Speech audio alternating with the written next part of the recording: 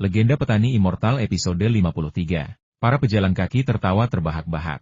Sebagai pembeli mobil, saya bersimpati padanya dan tidak menyukai tipe Wirawati seperti itu, jadi tawa saya sangat keras.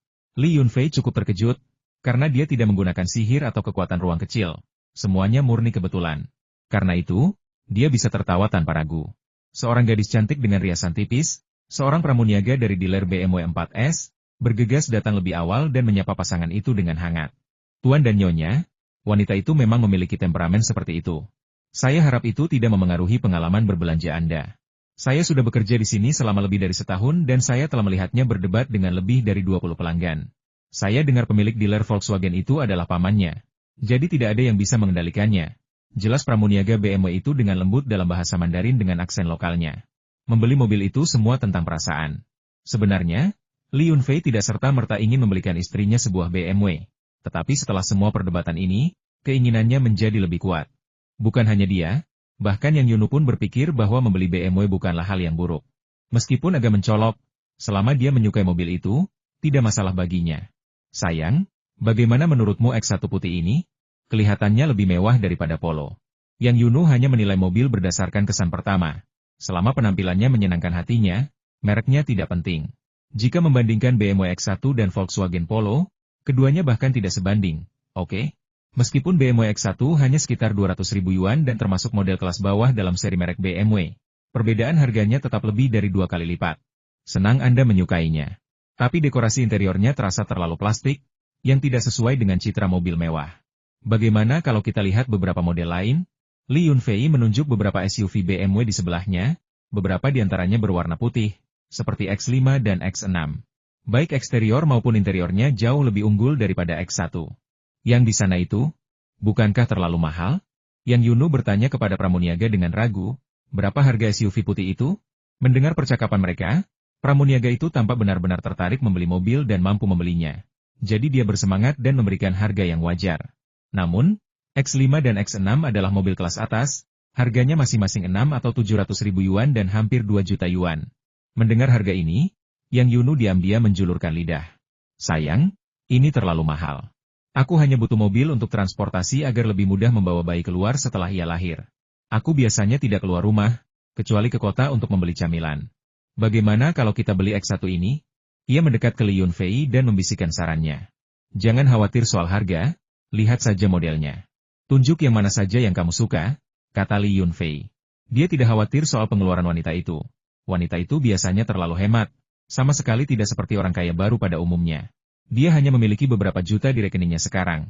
Tetapi satu truk penuh sayuran dari pertanian akan menghasilkan lebih dari 1 juta. Selain itu, babi hutan tumbuh dengan baik.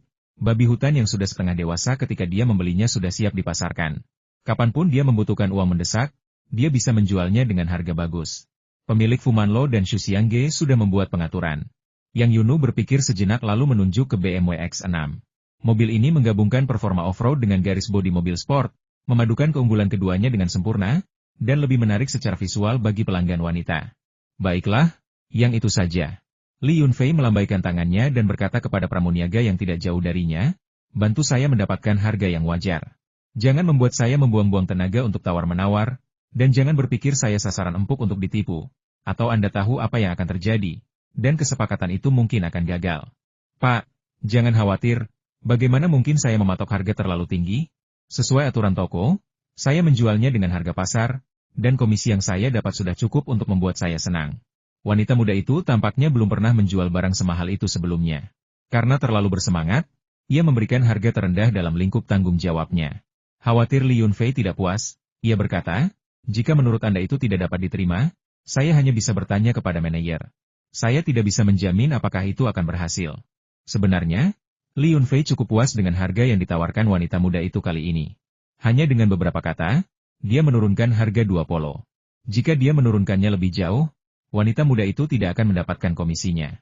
Oke, ini dia, tapi kita harus segera mengambilnya, kita tidak bisa menunggu, kata Li Yunfei.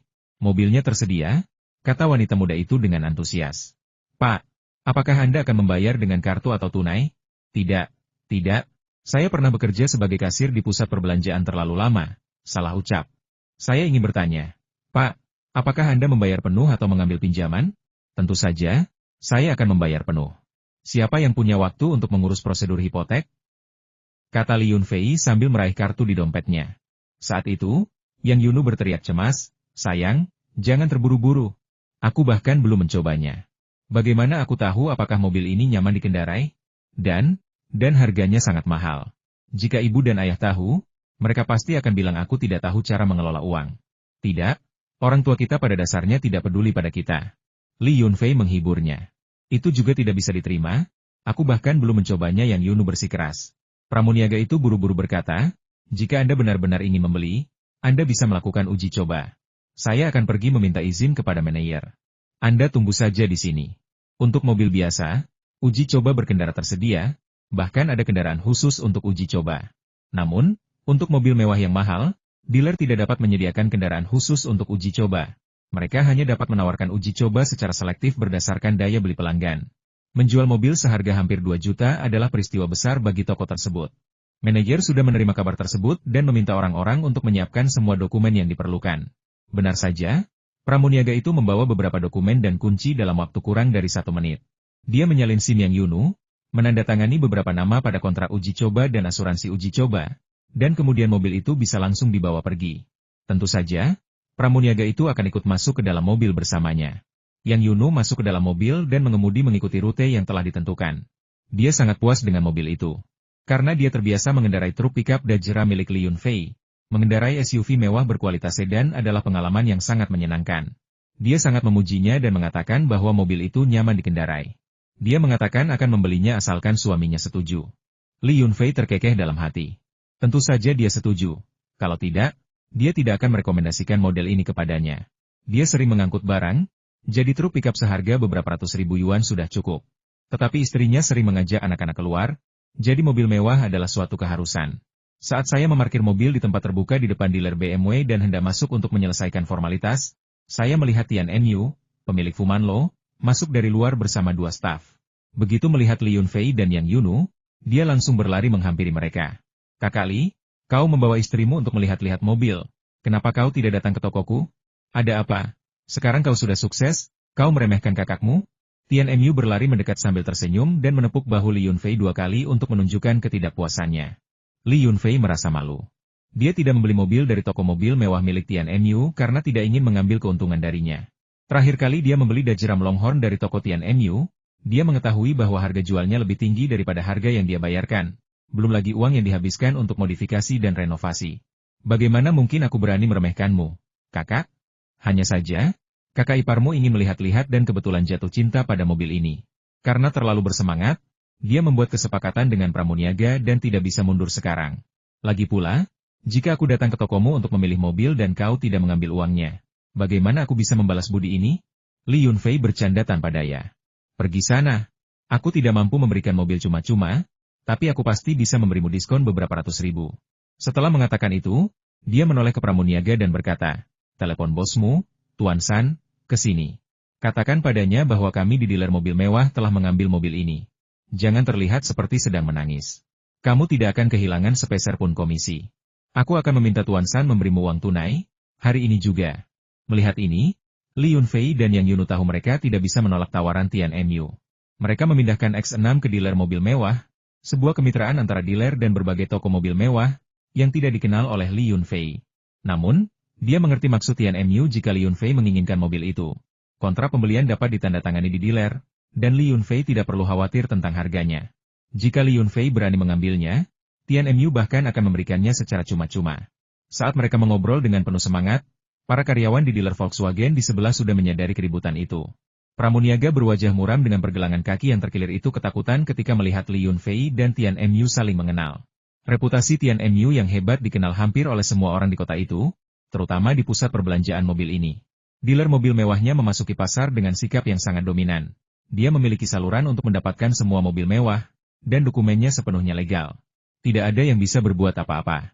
Jika seseorang sangat membutuhkan mobil, mereka dapat dengan bebas memesan satu dari dealer terdekat. Awalnya, beberapa orang jelas tidak senang. Namun, setelah beberapa dealer mobil mengalami kecelakaan, para pemiliknya menjadi sangat patuh. Setelah menerima syarat-syarat Tian Enyu, mereka mendapati bahwa situasinya tidak seburuk yang mereka bayangkan. Lebih sedikit orang yang datang untuk membuat masalah, dan untuk pelanggan yang sulit yang tidak dapat mereka tangani, Tianmu akan mencarikan seseorang untuk menyelesaikan masalah tersebut. Bahkan Departemen Bisnis dan Pajak pun berhenti datang.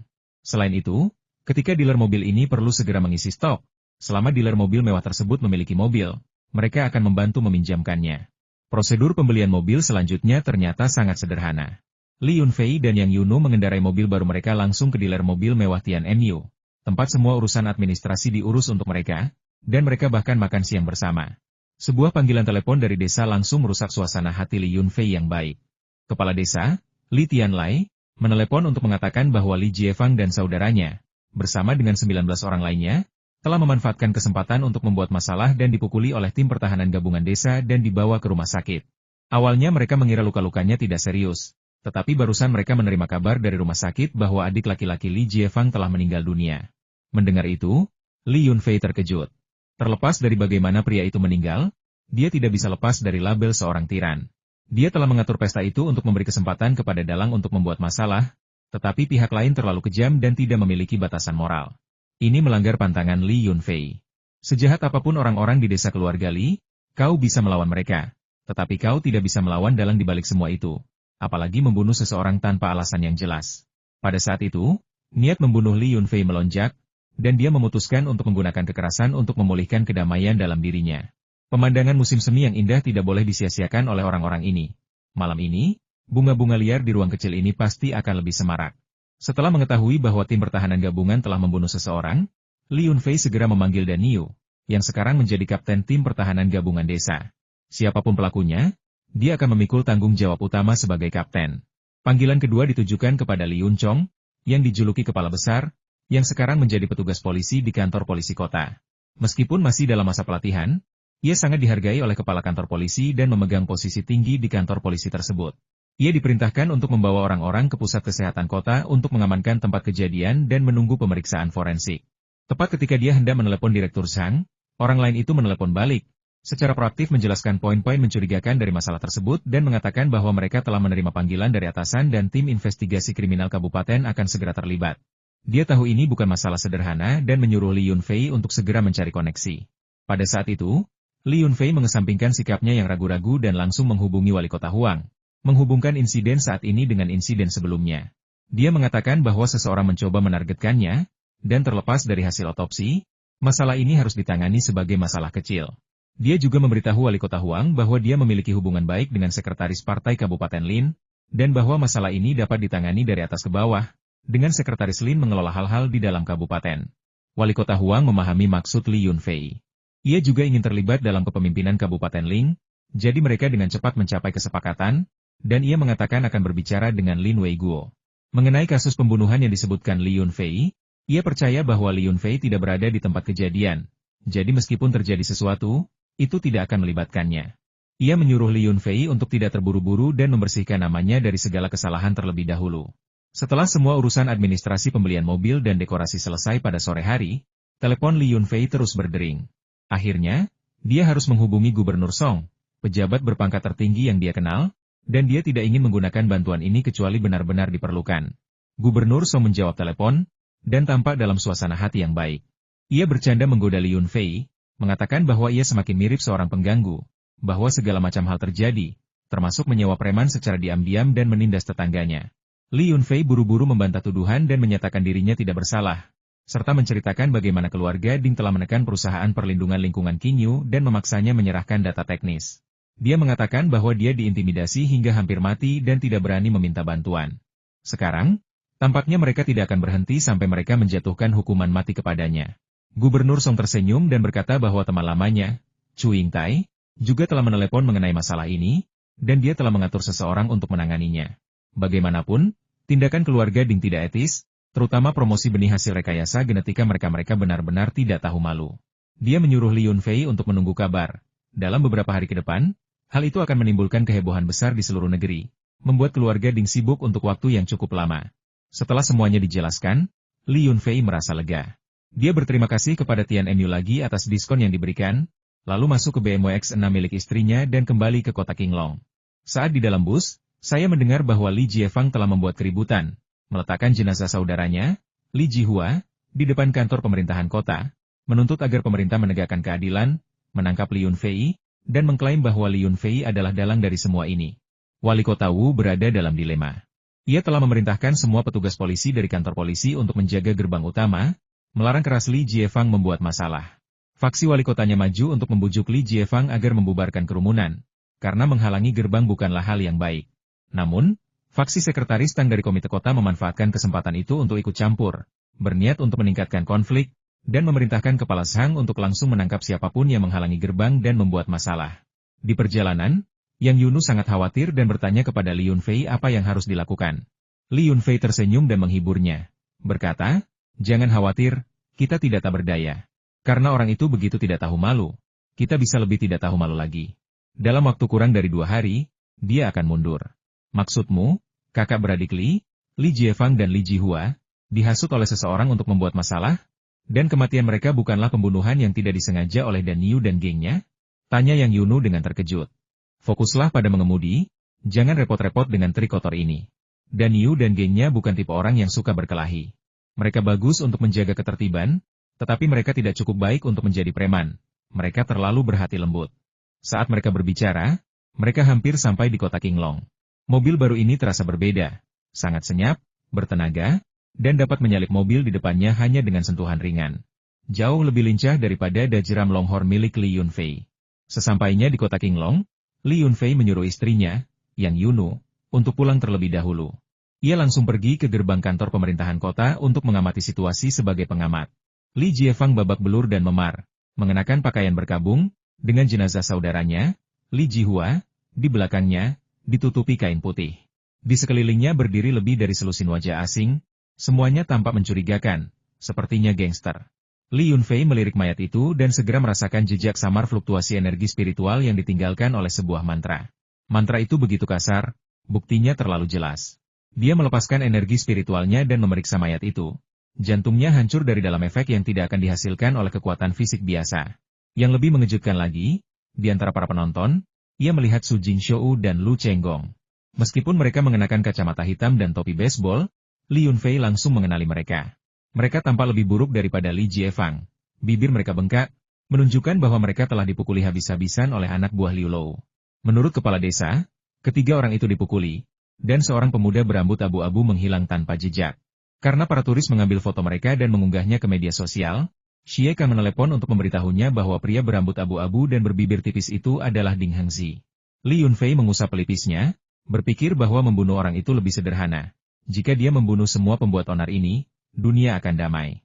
Seolah merasakan niat membunuh Li Yunfei yang begitu nyata, Su Jingshou bergidik dan, seperti dirasuki, berbalik, hanya untuk melihat Li Yunfei.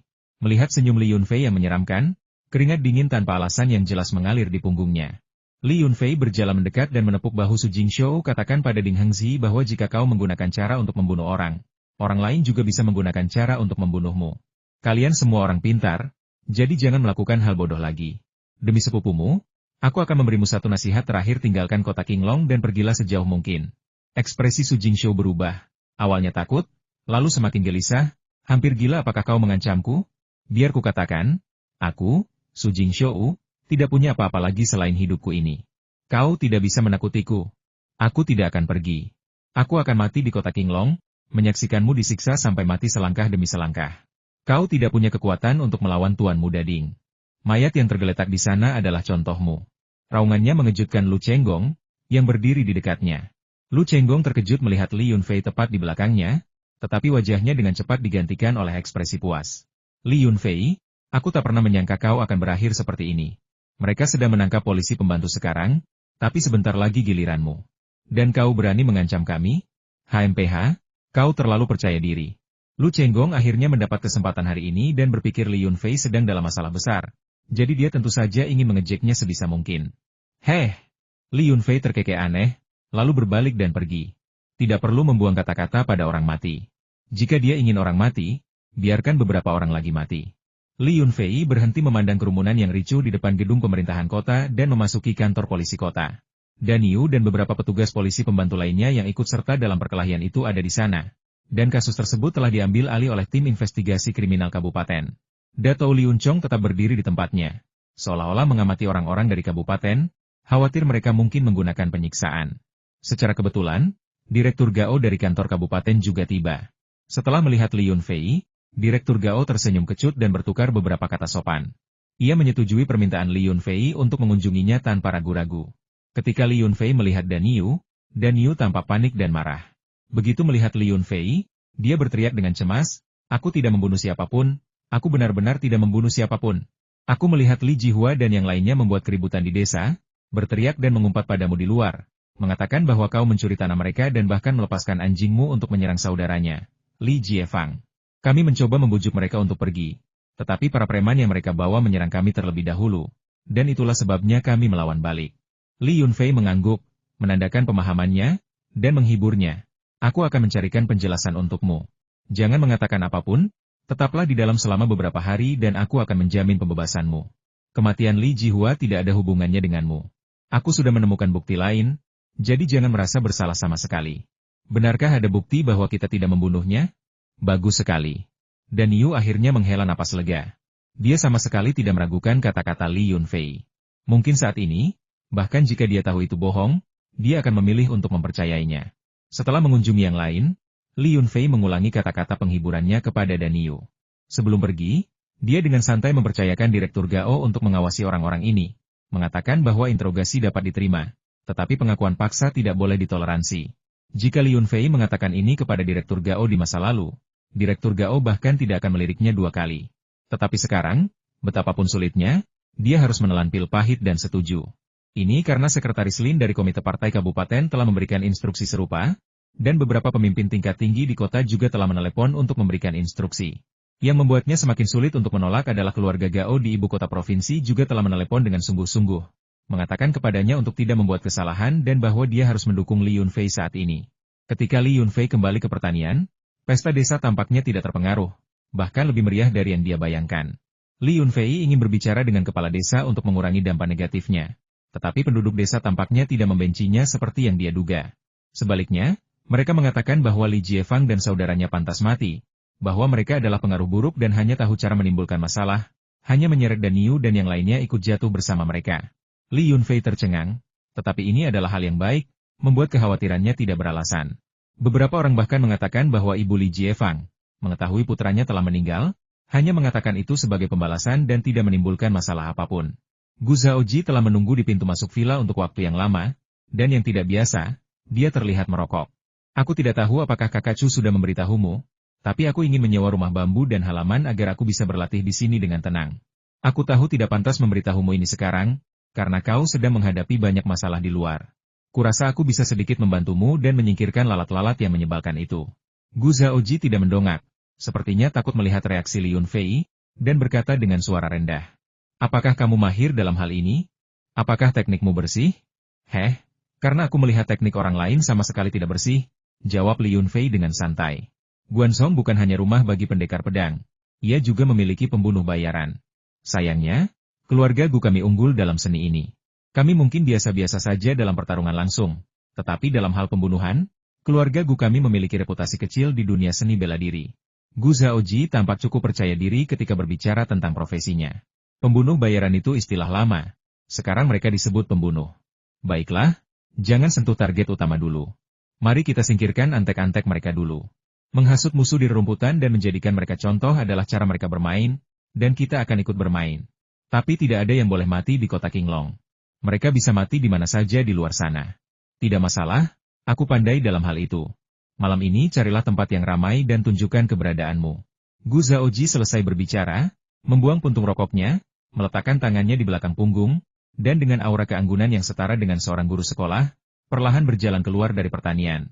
Mungkin yang sebenarnya ingin dia katakan adalah, di permukaan, aku seorang guru sekolah, tetapi sebenarnya aku seorang pedagang teh. Di permukaan, aku seorang pedagang teh, tetapi sebenarnya aku seorang pembunuh bayaran. Sungguh orang yang baik, kata Li Yunfei dengan tulus, sambil memperhatikan sosoknya yang menjauh. Dia juga seorang pengusaha yang baik yang tahu bahwa membantu orang lain di saat dibutuhkan akan memaksimalkan keuntungan investasi. Sesampainya di rumah, setelah berbincang sebentar dengan istrinya, Li Yunfei menelepon kepala desa, Li Tianlai, dan memintanya untuk mengumpulkan orang tua dari petugas polisi pembantu yang ditangkap agar ia dapat mengantarkan pakaian dan makanan kepada putra mereka malam itu. Transportasi mudah diatur, jadi Li Yunfei memutuskan untuk mengendarai sendiri truk pikapnya dan mengantar semua orang ke sana. Li Tianlai bingung bagaimana cara menghibur orang tua pria yang ditangkap ketika mendengar saran Li Yunfei, dan dia langsung menghela napas lega. Tampaknya kemampuan Li Yunfei untuk membiarkan mereka melihat putra mereka lebih penting daripada bentuk penghiburan lainnya. Orang tua dari individu yang ditangkap tidak perlu menyiapkan makanan. Karena pesta tersebut telah menyediakan banyak bahan, mereka cukup memasak beberapa hidangan panas, mengemasnya dalam kotak makanan kayu, dan menghangatkan sebotol anggur yang enak, dan itu sudah cukup. Termasuk Daniu, total ada 5 orang yang terlibat dalam perkelahian tersebut. Yang lainnya sedang menangani pelanggaran lalu lintas dan tidak sempat ikut berkelahi. Oleh karena itu, kantor polisi hanya menangkap 5 orang. Li Yunfei mengendarai truk pikapnya dan menempatkan orang tua dari kelima orang itu ke dalam kendaraan. Ibu Daniu sudah tua dan kesehatannya buruk, jadi dia duduk di belakang truk bersama beberapa wanita lain, sementara para pria duduk di belakang. Sebagai kepala desa, Li Tianlai memiliki tanggung jawab untuk mengunjungi penduduk desanya, dan di antara mereka yang ditangkap adalah keponakannya, jadi dia tidak punya pilihan selain pergi.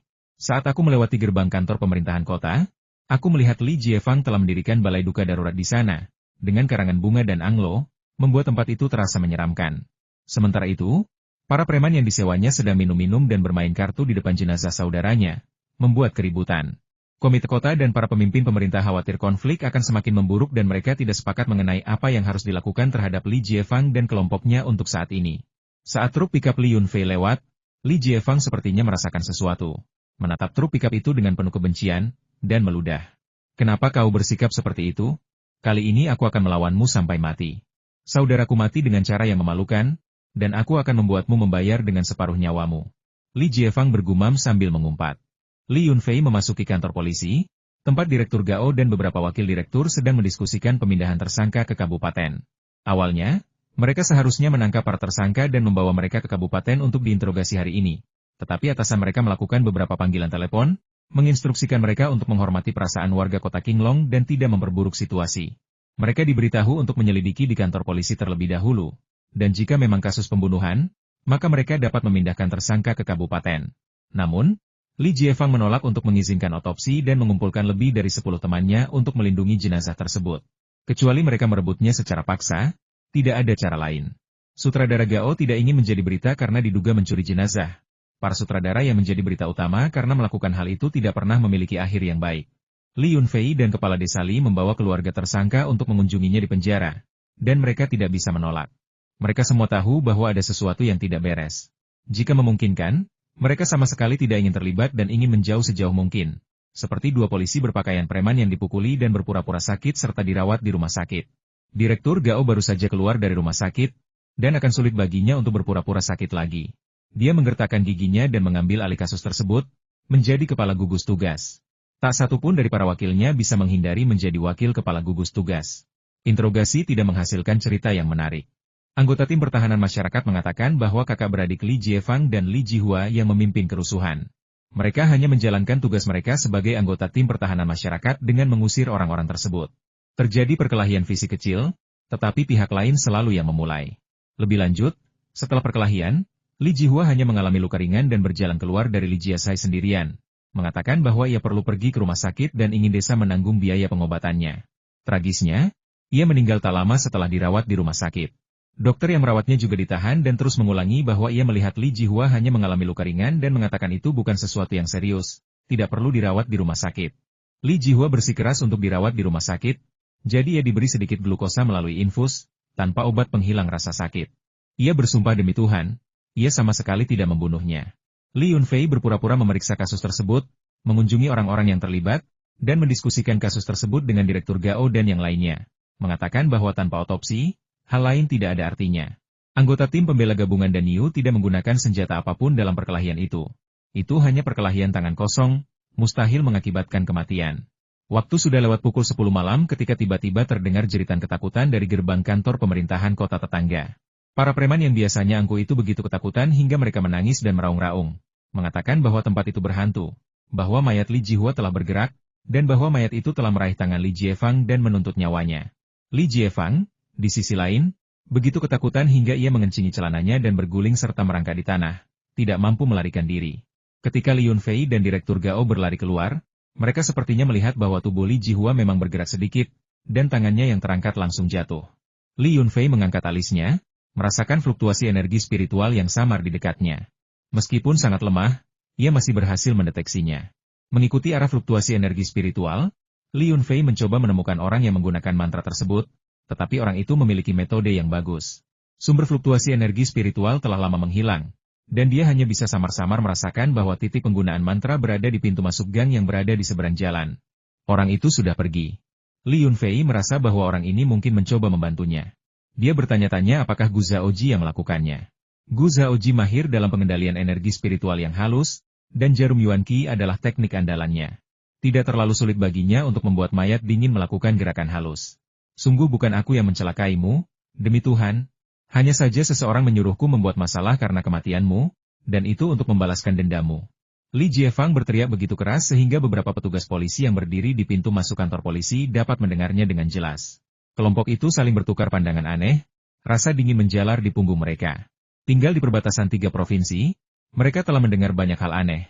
Tetapi ini adalah pertama kalinya mereka menyaksikan sesuatu seperti itu. Mayat itu benar-benar bergerak.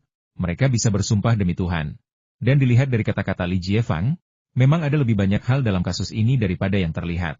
Seorang mantan kepala Departemen Investigasi Kriminal yang sebelumnya menyelidiki jejak tangan berdarah yang tertinggal di pintu depan rumah Li Yunfei membisikkan beberapa kata kepada Direktur Gao. Ekspresi Direktur Gao berubah beberapa kali, dan dia diam-diam melirik Li Yunfei. Matanya dipenuhi kesedihan yang lebih dalam. Li Yunfei mendengarnya dengan jelas. Kepala Departemen Investigasi Kriminal mencurigai keluarganya memiliki latar belakang di dunia bawah. Dimanapun jejak tangan berdarah muncul, seringkali ada kasus berdarah. Hanya jejak tangan berdarah keluarganya yang menghilang tanpa jejak, dan semuanya tenang, seolah-olah tidak terjadi apa-apa. Selain itu, kakek Li Yunfei dikenal sebagai tabib ulung dan sering berkelana di pegunungan terpencil saat masih muda. Bagaimana mungkin dia bisa bertahan hidup jika dia tidak memiliki kemampuan bela diri yang luar biasa? Jika Li Yunfei memiliki latar belakang di dunia bela diri, wajar jika beberapa hal aneh dan ganjil terjadi dalam kasus-kasus yang berkaitan dengannya. Kepala Departemen Investigasi Kriminal jelas bermaksud mengingatkan Direktur Gao untuk tidak terlalu terlibat dan berpura-pura tidak tahu apa-apa. Masalah dunia bawah tanah memiliki solusinya sendiri. Selama tidak menimbulkan terlalu banyak kehebohan di permukaan dan tidak menyeret polisi ke dalamnya, mereka senang untuk tetap diam. Direktur Gao bergumam pada dirinya sendiri. Ketika menghadapi situasi ini, mungkin satu-satunya pilihan adalah melaporkannya kepada atasan, dan seseorang akan menanganinya. Ini di luar kemampuan petugas polisi biasa seperti kita. Terlepas dari itu, kelompok orang yang dibawa Li Jiefang kini telah ketakutan dan pergi. Sehingga ini adalah saat yang tepat bagi polisi untuk turun tangan. Tanpa perintah dari Direktur Gao, tim investigasi kriminal bergegas dan mengangkat jenazah tersebut. Saat mereka hendak pergi, mereka bertanya kepada Li Jiefang apakah jenazah dapat dibawa pergi. Li Jiefang mengangguk berulang kali. Seperti ayam yang mematuk nasi, mendesak mereka untuk segera membawa jenazah saudara mereka pergi. Namun, sebelum dokter forensik yang dipanggil oleh Direktur Gao tiba di kota Qinglong, Li Jiefang dan gengnya kembali berubah pikiran. Mereka membuat keributan di halaman kantor polisi, mengatakan bahwa mereka tidak ingin jenazah saudara mereka, Li Jihua, diganggu oleh dokter forensik dan bahwa mereka harus membawanya kembali dan meletakkannya di depan gedung pemerintahan kota untuk upacara penghormatan selama 7 hari. Para petugas polisi ini baru saja mendengar teriakan ketakutannya dan menduga bahwa seseorang telah membayar mereka untuk membuat keributan di depan kantor pemerintahan kota dan berteriak bahwa mereka ingin menangkap pelakunya, Li Yunfei. Karena keributan itu, bahkan ketika mobil polisi forensik tiba di kantor polisi, mereka tidak dapat memindahkan jenazah. Direktur Gao memeriksa jam, sudah lewat tengah malam, dan Li Yunfei, kepala desa, dan anggota keluarga tersangka lainnya masih menonton. Dia sangat marah. Jika saya tidak menindak kalian, apakah kalian benar-benar berpikir polisi hanya untuk pamer? Jika bukan karena atasan yang berulang kali bersikeras agar kita tidak memperbesar insiden ini, saya pasti sudah menangkap mereka semua di siang hari. Ketika Li Jiefang melihat bahwa polisi serius, dia segera mundur. Namun, perintah sudah terlanjur diberikan, dan polisi tidak mengindahkan permohonannya untuk ampunan. Mereka segera menangkap semua pembuat onar. Sebelum Direktur Gao sempat menarik napas, teleponnya berdering, dan beberapa telepon wakil direktur juga berdering hampir bersamaan. Setelah menjawab, ekspresi mereka menjadi cukup menarik. Kecelakaan mobil serius terjadi di tempat parkir bawah tanah Hotel Hawking di kabupaten tersebut.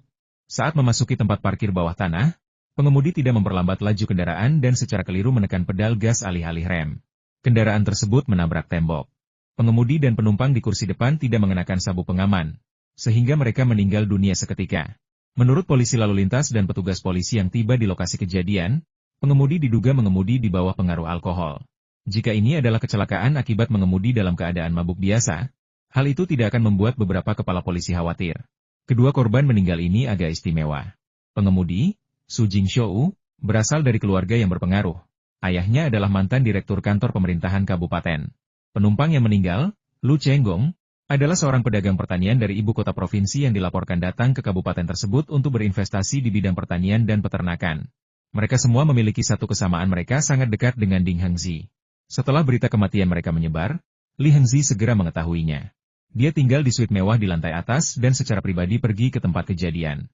Sebagai seorang teman, dia sangat mendesak polisi untuk menyelesaikan kasus ini, karena percaya bahwa ini adalah pembunuhan. Seperti pemukulan pagi itu, semuanya direncanakan. Direktur Gao melirik Li Yunfei, yang sedang mengobrol dengan kepala desa, dengan ekspresi rumit, dan memberi instruksi kepada orang di telepon jika terbukti mengemudi dalam keadaan mabuk dan rekaman CCTV tidak menunjukkan kelainan. Klasifikasikan sebagai kecelakaan lalu lintas. Kabupaten kita tidak boleh lagi mengalami pembunuhan. Meskipun Li Yunfei sedang mengobrol dengan penduduk desa, dia tetap mendengarkan Direktur Gao. Mendengar kata-katanya, dia merasa sedikit lega. Tampaknya metode Gu Zaoji sangat cerdik, dan karena polisi tidak mau menyelidiki lebih lanjut, kedua pria itu mati sia-sia. Acara hari ini sudah selesai, saatnya pulang dan tidur nyenyak. Li Yunfei merasa telah membuang banyak waktu untuk membuktikan alibinya. Tapi kedua lalat yang menyebalkan itu akhirnya mati. Dan dia akhirnya bisa menikmati kedamaian dan ketenangan untuk sementara waktu. Sementara itu, di suite Grand Hotel, Ding Hengzi tampak murung, setelah memecahkan beberapa cangkir. Seorang pria parubaya berdiri di dekat jendela ruang tamu, mengagumi pemandangan malam kota kecil itu, tanpa mengucapkan kata-kata penghiburan kepada Ding Hengzi yang sedang marah. Lambang kuda itu pasti diatur oleh Li Yunfei, kan? Su Jingshou dan Lu Chenggong seharusnya menginap di sebuah hotel kecil di kota Qinglong malam ini, agar Li Jiefang bisa menghubungi mereka dan membiarkan mereka terus membuat masalah di depan pemerintah kota. Mengapa mereka kembali ke hotel kita tanpa mengucapkan sepatah kata pun dan bahkan mengalami kecelakaan mobil di tempat parkir bawah tanah? Mereka bunuh diri. Sungguh kematian yang menyedihkan dan bodoh. Teriak Ding Hengzi terengah-engah. Tuan Muda Ding, mari kita tinggalkan Sichuan. Saya tidak yakin apakah beberapa kultivator spiritual telah ikut campur, tetapi saya dapat merasakan bahaya mendekat. Jika kita tidak segera pergi, kita mungkin juga akan berada dalam bahaya. Pria parubaya yang berdiri di dekat jendela tiba-tiba berbalik dan menghela napas pasrah. Aku tidak akan pergi. Bahaya apa yang mungkin menimpaku? Bukankah kau bilang bahwa meskipun orang sepertimu memiliki kemampuan sihir yang tinggi, mereka tidak akan berani melukai pejabat, atau bahkan keluarga mereka? Keluarga Ding kami memiliki banyak pejabat tinggi. Siapa yang berani melukaiku? Aku ingin Li Yunfei mati. Kau bantu aku membunuhnya, dan aku akan pergi begitu dia mati. Ding Hengzi meraung dengan ekspresi yang mengerikan. Mengapa kita harus membunuhnya? Sekalipun kultivasi spiritual kita tidak lemah, kita tidak bisa membunuh orang biasa sesuka hati. Aku belum pulih dari dampak energi spiritual akibat serangan hari ini, dan aku tidak bisa membunuh siapapun lagi dalam 2 hari ke depan. Pria parubaya itu dengan tenang menggelengkan kepalanya dan dengan tegas menolak. Kenapa membunuhnya? Dia hanya pamer padaku. Kau tidak lihat? Kita baru saja membunuh orang kecil dan membuatnya sedikit kesulitan. Dan dia langsung memerintahkan anak buahnya untuk membunuh 2 anak buah yang baru saja kurekrut. Ini adalah pembalasan yang paling jelas, ini adalah peringatannya padaku, tidakkah kau mengerti? Ding Hengzi merasa telah kehilangan muka dan harus membalas dendam. Aku pulang terlalu larut tadi malam, dan di tengah malam, istriku tiba-tiba bersemangat dan berkata dia ingin merayakan pembelian mobil baru. Kami membuat keributan sampai hampir subuh sebelum akhirnya aku tertidur. Saya pikir saya bisa tidur lebih lama, tetapi sayangnya, saya terbangun oleh tangisan keponakan saya, Mau-Mau, tepat saat fajar menyingsing. Dia sedang memetik ceri, memanjat terlalu tinggi, dan jatuh ke sungai. Untungnya, dia sudah belajar berenang beberapa hari sebelumnya. Dia menangis dan menjerit, meraih tanaman air di tepi sungai dan bermain air, sampai akhirnya diselamatkan oleh para pekerja yang bangun pagi. Ketika Li Qinghe, sang kakak perempuan, dan Luo Jiandong, sang ipar laki-laki, mendengar kabar itu, mereka bergegas datang dengan panik. Tanpa berkata apa-apa, mereka memukuli Mau-Mau dengan brutal. Tong-Tong, yang datang kemudian, juga terjebak dalam baku tembak dan dimarahi oleh Li Qinghe yang marah. Li Qingmu, sang sepupu, tidak menyadari situasi tersebut. Dia baru saja mulai bekerja di ladang ketika mendengar sepupunya memarahi Tong-Tong. Karena mengira Tong-Tong telah membuat masalah, dia memukuli Tong-Tong tanpa bertanya apapun. Tong-Tong tidak menangis ketika dimarahi, dia hanya merasa diperlakukan tidak adil. Tetapi ketika ayahnya memukulnya, dia menangis terseduh-seduh dan berguling-guling di semak-semak bunga di pinggir jalan. Ketika Li Qinghe melihat ini, dia merasa sangat sedih dan memarahi Li Qingmu dengan keras, mengatakan bahwa dia sedang mendisiplinkan keponakannya, jadi mengapa dia, sebagai ayahnya, ikut campur? Apakah dia merasa kasihan padanya karena dia pikir dia tidak mendisiplinkannya dengan baik, dan bersikap kurang ajar? Ini jelas tidak masuk akal. Li Qingmu tersenyum canggung dan mengucapkan beberapa patah kata, tidak berani mengeluarkan suara. Dia tahu betul bagaimana Pintan Li Qinghe memperlakukan putrinya. Dia memberi makan dan minum dengan baik, sering membelikan pakaian untuknya, dan dia tidak perlu khawatir tentang memandikan atau menyisir rambutnya. Dia juga tidak pernah berhenti memberinya uang saku. Dia bahkan lebih baik daripada ibunya sendiri. Aku pikir dia membuat masalah lagi karena kau memarahinya. Lihat, ini masih pagi, mau basah kuyup. Jangan sampai dia kedinginan. Haruskah kita kembali dan mengganti pakaiannya? Li Qingmu hanya bisa memaksakan senyum setelah dimarahi. Masalah apa yang mungkin dia timbulkan? Aku hanya khawatir dia akan berakhir seperti mau jatuh ke air saat memetik ceri dan tenggelam. Dia masih sangat muda. Bisakah kau benar-benar mendisiplinkannya? Bagaimana jika dia terluka? Pergi sana, ini bukan urusanmu. Pergi bekerja dan carikan tongtong ibu tiri sebelum akhir tahun, agar dia tidak kesepian dan tidak diperhatikan. Li Qinghe, setelah melampiaskan amarahnya, melambaikan tangannya, menyuruh Li Qingmu pergi. Baiklah, aku akan bekerja sekarang, kata Li Qingmu sambil berbalik untuk pergi. Dia benar-benar tidak ingin mendengar tentang ini. Awal tahun ini, seseorang mengenalkannya pada seorang wanita, tetapi wanita ini terlalu egois. Dia ingin menyerahkan tongtong begitu mereka bertemu, dengan alasan dia menghalangi. Para tetua desa mendengar ini dan hampir mengusir wanita itu dari desa Lijia dengan tongkat mereka. Ketika Li Yunfei berlari keluar dari halaman, ia melihat sepupunya, Li Qingmu, melarikan diri dalam keadaan berantakan. Ia menggosok matanya, melirik pemandangan di depannya, dan bertanya-tanya, apa yang terjadi? Sepagi ini, mengapa mereka bertengkar dan saling mengumpat? Ada apa dengan mereka? Ketika Li Qinghe melihat bahwa itu adalah adik laki-lakinya, dia langsung memasang wajah tersenyum. Sebelum dia sempat menjelaskan, mau melepaskan diri dari genggamannya dan berteriak, Paman, ibu memukulku. Aku jatuh ke sungai dan mereka bahkan tidak mengganti pakaianku. Tongtong juga merangkak keluar dari semak-semak bunga, memeluk kakinya dan menangis, Paman, mereka semua menindasku. Aku rindu ibuku. Li Yunfei tidak tahan melihat anak-anak menangis sekarang, karena dia sendiri sudah punya anak. Ketika gadis kecil itu, Keluoji, menangis, hatinya luluh. Dia tidak peduli apakah gadis itu benar atau salah, dia harus menghiburnya. Bagaimana mungkin dia tega memukul atau memarahinya? Astaga, dia menggendong Mau dengan lengan kirinya dan Tongtong dengan lengan kanannya, memperlakukan kedua anak berusia 5 atau 6 tahun itu seperti bayi. Jangan menangis, kalian boleh makan apa saja. Kita tidak punya apa-apa lagi. Tapi kita punya banyak makanan. Ceri, kan? Ada banyak di tepi sungai, tapi pohonnya terlalu tipis untuk dipanjat. Jadi kita akan menebangnya dan memetik semuanya sebelum menanamnya kembali tahun depan. Fua, kau terlalu memanjakan mereka.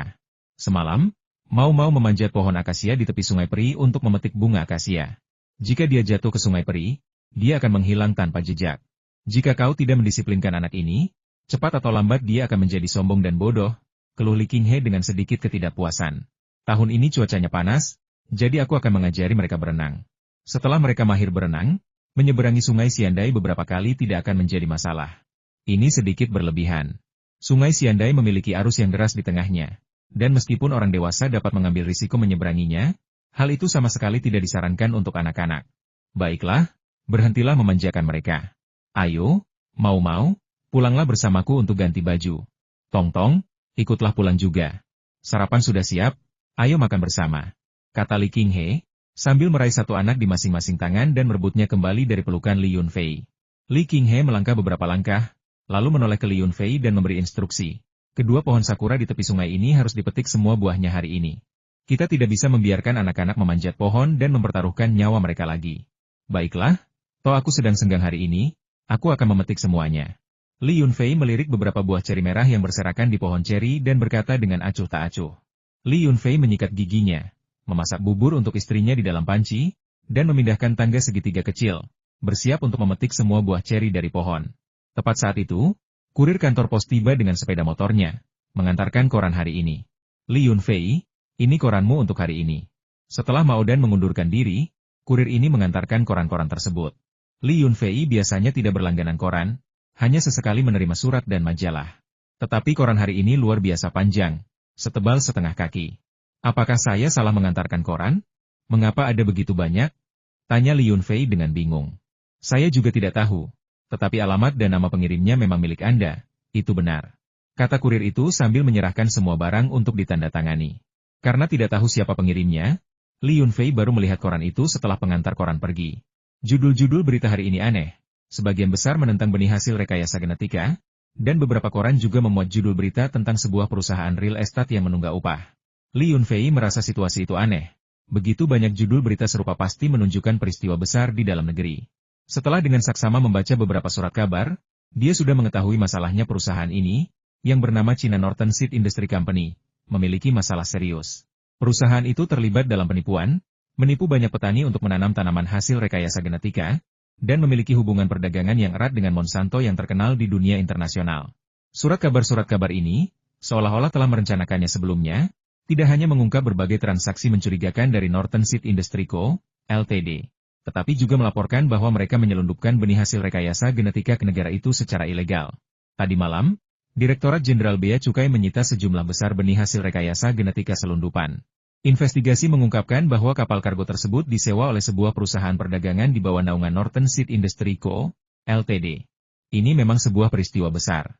Meskipun Li Yunfei benar-benar bingung, dia bisa menduga bahwa perusahaan industri benih utara ini telah menyinggung seseorang dan sedang diserang tanpa henti. Dari dalam keluar, dari hukum hingga logika, mereka telah ditolak tanpa bisa diperbaiki dan hampir dicap sebagai anti kemanusiaan dan antisosial. Sial, siapa yang telah kusinggung sampai jadi kacau seperti ini? Untungnya, aku bukan bos perusahaan ini, kalau tidak aku pasti akan bunuh diri.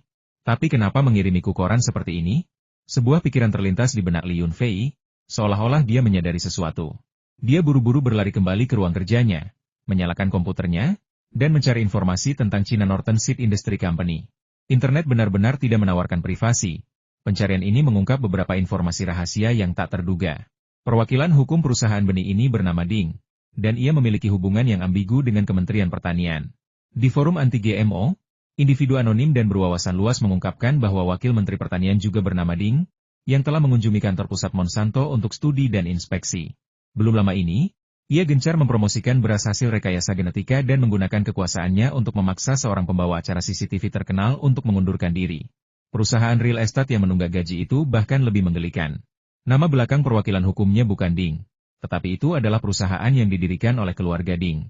Baik itu membeli tanah atau membangun, keluarga Ding terlibat dalam segala macam kegiatan. Melihat informasi ini, Li Yunfei langsung mengerti. Pasti ada seseorang yang membela dirinya dan membongkar rahasia keluarga Ding. Judul berita di Youth Daily sangat menarik perhatian, berfokus pada Ding Hengzi, keturunan keluarga Ding, yang setelah kembali ke Tiongkok, mendirikan perusahaan perlindungan lingkungan. Karena kurangnya keterampilan teknis, ia sering mengandalkan koneksi untuk mendapatkan proyek. Baru-baru ini, ia menekan sebuah perusahaan perlindungan lingkungan kecil di Sichuan, menuntut agar perusahaan tersebut menyerahkan informasi inti. Ketika perusahaan menolak, ia langsung menggunakan koneksi keluarganya untuk menutup perusahaan perlindungan lingkungan kecil tersebut. Jika laporan-laporan sebelumnya hanyalah tuduhan tanpa dasar dan kritik terselubung, maka berita ini merupakan tamparan langsung di wajah. Hebat sekali. Aku penasaran teman mana yang membantuku membalas dendam. Sial, itu sangat memuaskan. Pikiran pertama Li Yunfei adalah Gubernur Song, tetapi meskipun dia adalah gubernur sebuah provinsi, mustahil baginya untuk mengerahkan begitu banyak sumber daya untuknya. Terlebih lagi, ada beberapa perbedaan dalam laporan-laporan ini, dan fokusnya berbeda. Jadi itu jelas bukan pekerjaan satu orang. Benar saja, tak lama kemudian, telepon Li Yunfei terus berdering. Wang Chao, Xie Kang, Chu Yang, Sekretaris Wali Kota Huang, Sekretaris Gubernur Song, Chu Yingtai, bahkan Zheng Xinyan, yang jarang terlihat beberapa hari terakhir, menelepon, secara misterius mengatakan bahwa dia telah membantu Li Yunfei melampiaskan amarahnya, tetapi tidak mengatakan apa yang telah dia lakukan. Li Yunfei kemudian mengetahui bahwa pria ini telah menggali makam leluhur keluarga Ding dan membuat tata letak Feng Shui yang sangat buruk di dalamnya. Mengubah rumah leluhur mereka yang semula membawa keberuntungan menjadi tempat yang penuh pengaruh jahat, dengan maksud menyebabkan mereka kehilangan segalanya dan tidak memiliki keturunan. Hari ini adalah hari yang baik. Semua keinginanku akan terwujud. Li Yunfei bersenandung lagu rakyat, mematikan komputernya, dan melanjutkan memetik ceri. Dia tidak perlu membaca berita lagi. Pasti semuanya tentang isu anti-GMO. Setelah sekian lama diintimidasi oleh keluarga Ding, akhirnya dia bisa membalas mereka selama beberapa hari. Yang Yunu berdiri di bawah pohon, memegang secangkir susu panas, mengamati keributan itu. Wanita ini terlalu gila semalam. Ketika dia melihat Li Yunfei meliriknya tanpa sengaja, dia dengan malu-malu memalingkan muka. Sayang, kenapa susu ini tidak menghilangkan dahagaku? Apakah ini susu palsu? Aku benar-benar tidak bisa mempercayai susu dari Tiongkok. Bagaimana kalau kita memelihara beberapa sapi perah? Wanita ini hanya sekadar berbincang-bincang. Siapa yang minum susu untuk menghilangkan dahaga? Jika menurutmu air tidak berasa, kamu bisa memotong semangka dan tidak akan ada yang berkomentar. Li Yunfei bertepuk tangan, memetik ceri terakhir dari pohon, melompat turun dari tangga, memasukkan ceri ke dalam tas, memperkirakan hanya tersisa sekitar 2 pon, dan benar saja, anak-anak nakal itu telah memetik semuanya. Li Yunfei mengabaikan ocehan istrinya yang tidak masuk akal. Dia mendengar bahwa keluarga mertuanya baru-baru ini memelihara beberapa sapi perah tua, tetapi tampaknya mereka telah ditipu. Itu sepertinya bukan kesepakatan yang bagus. Sapi-sapi itu makan banyak pakan tetapi menghasilkan sedikit susu dan selalu sakit. Menilai dari kata-kata istrinya, dia tampaknya ingin membantu keluarga mertuanya dengan membeli beberapa sapi perah untuk dipelihara. Sapi perah tidak bernilai banyak. Seekor sapi perah dewasa yang sehat hanya bernilai sekitar 10.000 yuan, yang tidak berarti apa-apa bagi keluarganya. Namun, sapi perah yang lebih tua memiliki nilai yang rendah. Mereka rentan terhadap penyakit dan memiliki kadar residu antibiotik yang tinggi, sehingga tidak cocok untuk dikonsumsi oleh wanita hamil. Keduanya berdiri di bawah pohon ceri, berdebat tentang apakah akan memelihara sapi perah atau tidak. Li Yunfei mengatakan bahwa jika mereka mau, mereka bisa membeli sapi berusia sekitar 10 bulan dan memberi mereka makan dengan pakan mereka sendiri. Sapi-sapi itu akan menghasilkan susu setidaknya selama 5 tahun. Namun, Yang Yunu mengatakan bahwa orang tuanya telah membeli 5 ekor sapi, yang terlalu banyak untuk dipelihara. Mereka menyarankan untuk membeli 2 ekor saja untuk meringankan beban keluarga.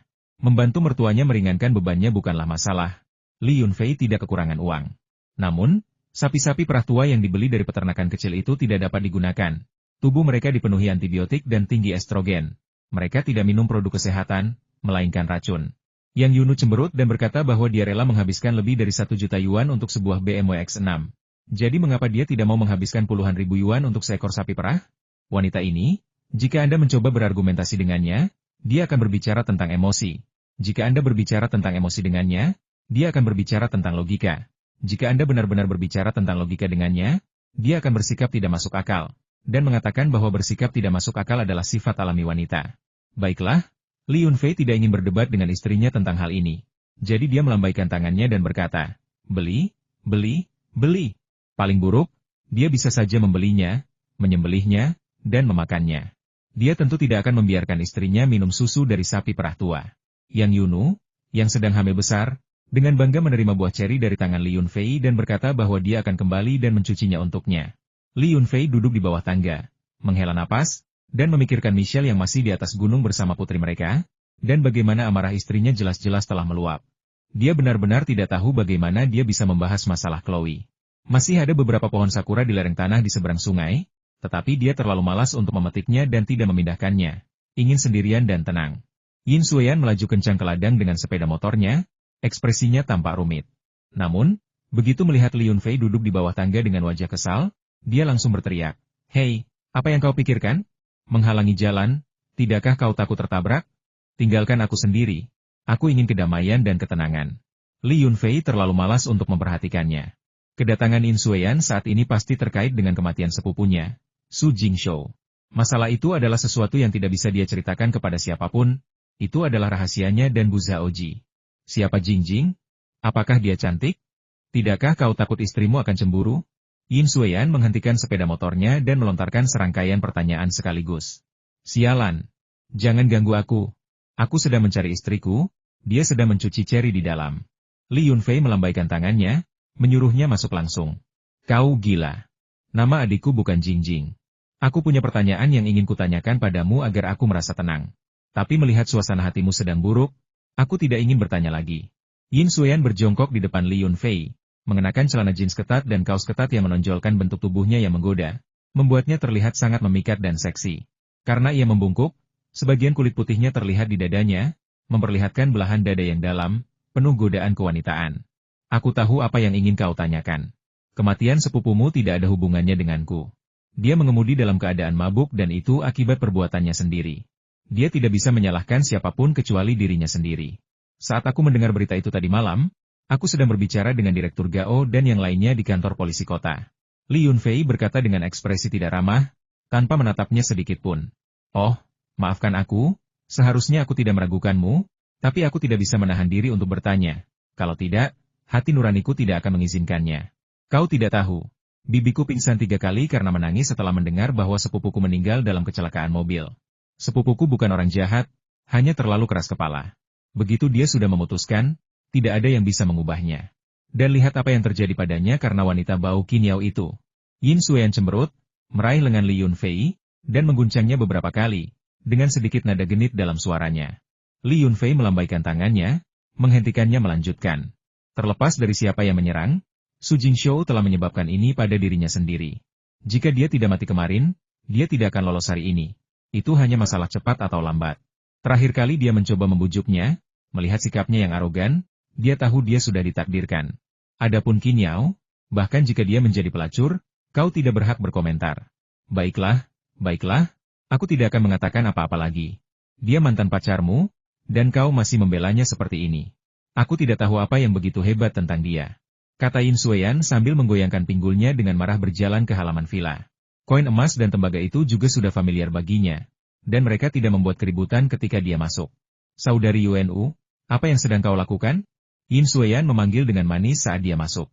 Yang Yunu, dengan perut buncitnya, berdiri di tepi kolam renang.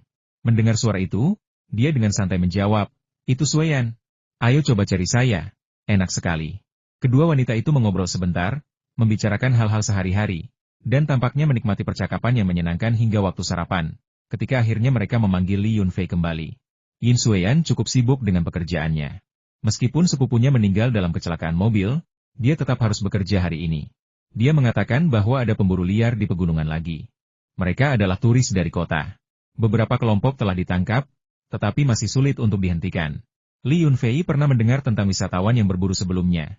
Tetapi mereka biasanya hanya berburu hewan kecil seperti kelinci dan burung pegar, dan tidak melakukan hal-hal yang terlalu keterlaluan. Namun, beberapa pemula, yang tidak mampu mengidentifikasi hewan yang dilindungi, memburu burung langka, dan bukan hal yang aneh jika mereka didenda dan ditahan. Setelah mengantar Yin Xueyan pulang setelah makan malam, Li Yunfei berjalan-jalan di lokasi pembangunan bangunan bambu. Istrinya memanggilnya kembali, membawa seikat hadiah, dan mengatakan bahwa ia ingin mengunjungi orang tuanya dan membeli 2 ekor sapi perah. Wanita ini biasanya baik-baik saja, tetapi dia juga keras kepala. Begitu dia sudah mengambil keputusan, tidak ada yang bisa mengubahnya. Itulah yang membuat Li Yunfei khawatir. Jika dia mengetahui situasi Michelle, siapa yang tahu apa yang mungkin terjadi. Dengan berat hati, Li Yunfei membantu istrinya memasukkan hadiah-hadiah itu ke bagasi BMW X6 barunya. Ia duduk di kursi penumpang dan membiarkan istrinya bermain-main dengan mobil barunya. Jarak dari rumah mereka ke Chenjiagou hanya beberapa kilometer. Mereka mungkin tiba sebelum sempat menginjak pedal gas. Benar saja, setelah menyeberangi jembatan ponton dan menerobos kerumunan wisatawan, tanpa perlu mengganti gigi, kami tiba di pintu masuk desa Chenjiagou. Seperti kata pepatah, seorang anak perempuan yang mengunjungi rumah orang tuanya harus menyapa keluarganya. Lagi pula, dengan BMW baru, bukankah ini saatnya untuk memamerkannya? Bagaimana mungkin aku tidak menyapa mereka? Jadi, Yang Yunu menurunkan jendela mobilnya, berhenti setiap 2 meter untuk menyapa dan mengobrol dengan bibi, nenek, dan kerabat lainnya. Butuh waktu setengah jam penuh baginya untuk berkendara dari desa ke pintu masuk gang mereka. Kini ia telah mencapai tujuannya. Bahkan sebelum ia memasuki rumah, ibunya sudah tahu bahwa menantunya telah membelikannya sebuah BMW. Tidak ada yang tahu berapa harganya, tetapi harganya sangat mahal, dan penduduk desa sangat iri. Benar saja, Li Yunfei dapat melihat dari jauh bahwa ayah mertua dan ibu mertuanya sudah berdiri di gerbang menunggu mereka. Fua, Baini, kalian sudah datang. Ibu mertua menyambutnya dengan hangat sambil tersenyum dan pergi membukakan pintu mobil untuk Li Yunfei. Li Yunfei tidak berani membiarkan ibu mertuanya membukakan pintu mobil. Jadi dia langsung turun untuk mengambil hadiah-hadiah itu. Ayah mertua yang Wendy menyeringai lebar hingga terlihat gigi belakangnya. Dan berkata dengan gembira, Fua, apakah mobil ini baru? Pasti harganya beberapa ratus ribu. Kan? Sebelum Li Yunfei sempat menjawab, Yang Yunu mulai pamer. Ayah, ini bukan hanya beberapa ratus ribu. Toko lain menjualnya seharga 2 juta. Kami hampir membayar ketika kami bertemu dengan teman suamiku. Dia menggunakan semacam trik dan berhasil menurunkan harga beberapa ratus ribu. Pada akhirnya, harganya kurang dari 1,2 juta. Yang Yunu merasa ini adalah hal yang sangat terhormat dan memamerkannya kepada orang tuanya. Mahal sekali? Mobil ini harganya 1 atau 2 juta? Kedua orang tua itu tercengang. Ibu mertua bahkan sempat berpikir untuk menyentuh mobil itu beberapa kali sebelum pulang kerja. Tetapi ketika mendengar harganya, ia begitu takut sehingga menarik tangannya. Li Yunfei menatap istrinya dengan tajam, menyuruhnya berhenti pamer di depan keluarga. Yang Yunu terkekeh dan berjalan ke halaman, sambil berkata, aku sengaja melakukannya. Mereka selalu bilang belum pernah naik mobil bagus, dan mereka bertanya kapan kau akan mengeluarkan truk pick-up MU agar mereka bisa berkeliling kota. Sekarang kau sudah membeli mobil bagus, bukankah sebaiknya aku menaikkan harganya agar mereka senang? Li Yunfei tidak menyadari hal ini, jadi dia berhenti memperhatikannya. Sudah lama sejak dia berada di sini, dan ada kandang sapi di halaman dengan 5 ekor sapi perah di dalamnya. Sapi-sapi itu, yang dulunya berbintik hitam putih, sekarang sangat kotor dan tertutup lapisan abu-abu. Bahkan jika mereka menghasilkan susu, dia tidak akan berani meminumnya. Melihat Li Yunfei merawat sapi-sapi itu, ayah mertuanya, Yang Wending, menghela napas dan berkata, jangan lagi mengurus sapi-sapi ini, mereka benar-benar merepotkan. Beberapa hari yang lalu, aku pergi ke kota untuk minum-minum dan tertipu oleh temanku.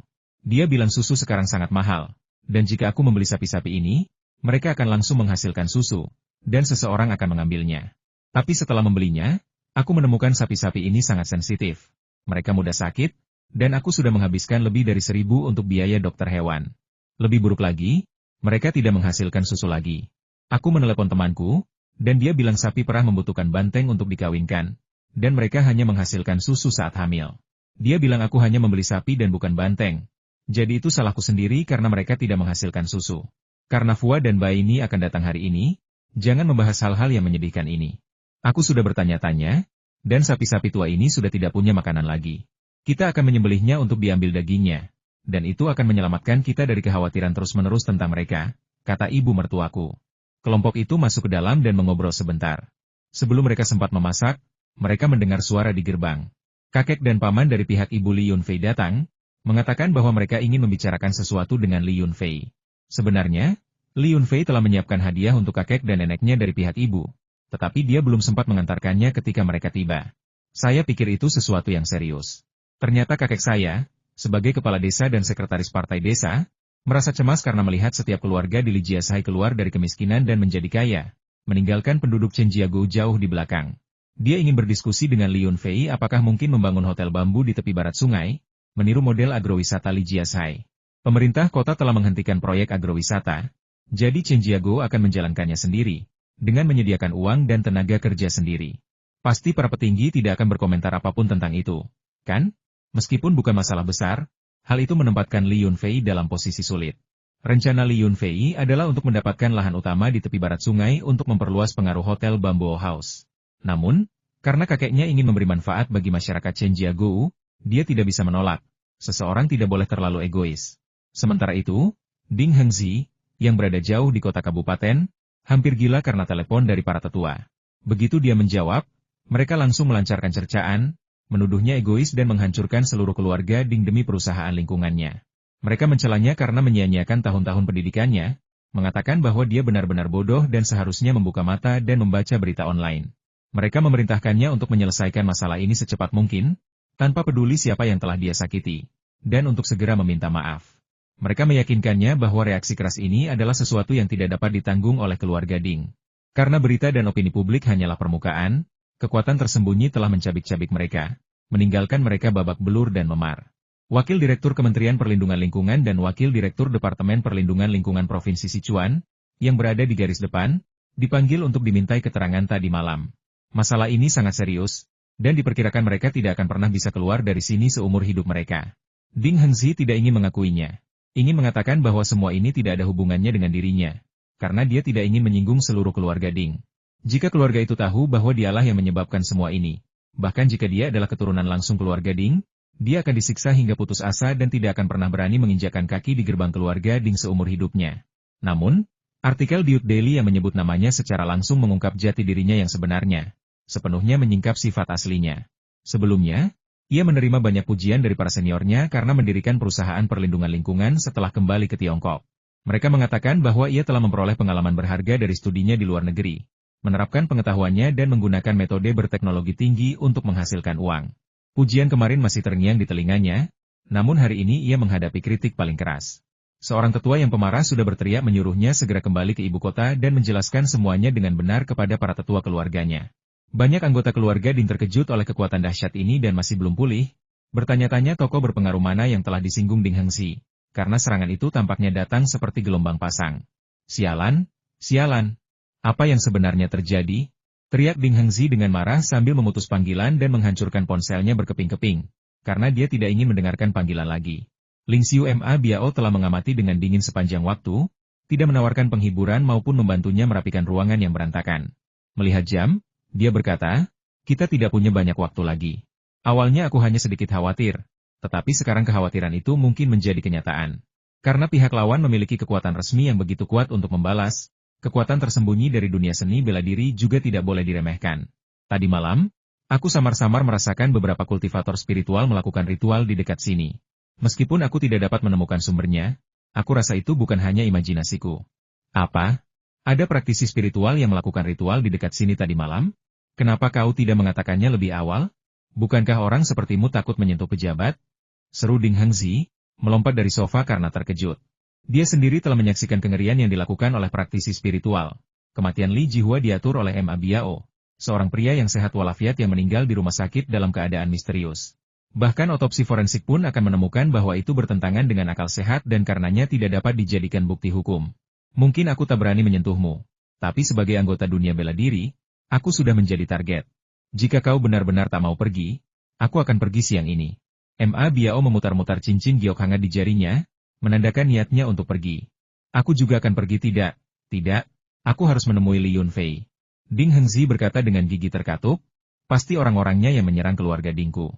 Jika ini tidak diselesaikan, aku tidak akan mendapatkan akhir yang baik meskipun aku pulang. Karena kau mengabaikan apa yang kukatakan, aku pergi sekarang.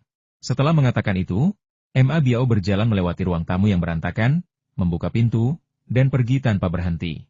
Ding Hengzi menatap dengan tercengang pada sosoknya yang pergi. Dan setelah beberapa saat, dia berteriak dengan marah, kembali ke sini. Ma Biao, bukankah kau sudah bersumpah akan menjadi pengawal pribadiku? Kau sudah mengambil jutaan yuan. Bagaimana kau bisa pergi begitu saja? Bagaimana kau akan menjelaskan ini kepada temanku? Hei, kembali ke sini. Setelah berteriak, Ding Hengzi mengenakan sandalnya dan berlari keluar, mencoba mengejar Ma Biao. Tetapi ketika sampai di lantai bawah, dia tidak melihat Ma Biao dimanapun. Sangat kecewa, dia berteriak marah sebelum mengumpat dan kembali ke kamarnya. Ma Biao sedang terburu-buru, hanya ingin segera meninggalkan tempat ini. Namun, dia tidak tahu bahwa berada bersama Ding Hengzi sebenarnya aman baginya, karena identitas khusus Ding Hengzi seperti jimat yang melindungi keselamatannya. Setelah meninggalkan Grand Hotel, Anda harus berbelok ke kiri atau ke kanan, baik dengan mobil maupun berjalan kaki, dan mengikuti salah satu dari dua rute yang telah ditentukan ini. Gu Zhaoji telah berubah sepenuhnya. Dia tampak seperti seorang pria tua pensiunan, membawa tasnya dan mengikuti Ma Biao dari belakang, seperti seorang pria tua yang berjalan-jalan di jalanan. Saat ia melewati penutup lubang got, penutup itu sedikit bergetar, memancarkan fluktuasi yang tidak dapat dirasakan oleh orang biasa. Namun, Ma Biao, sebagai seorang kultivator spiritual, sangat peka terhadap fluktuasi ini. Sebuah sinyal peringatan segera muncul di benaknya, dan ia menjentikan cincin giok hangatnya. Energi spiritual yang tersimpan di dalamnya langsung melindungi meridian jantungnya, karena ini adalah titik serangan yang paling mungkin terjadi dalam serangan sihir. Gu Zhaoji, yang berasal dari keluarga pembunuh bayaran, memahami prinsip ini dengan sempurna. Sementara orang lain percaya bahwa jantung adalah target paling umum dalam penyergapan, dia sengaja membuat formasi kecil ini menyerang otak.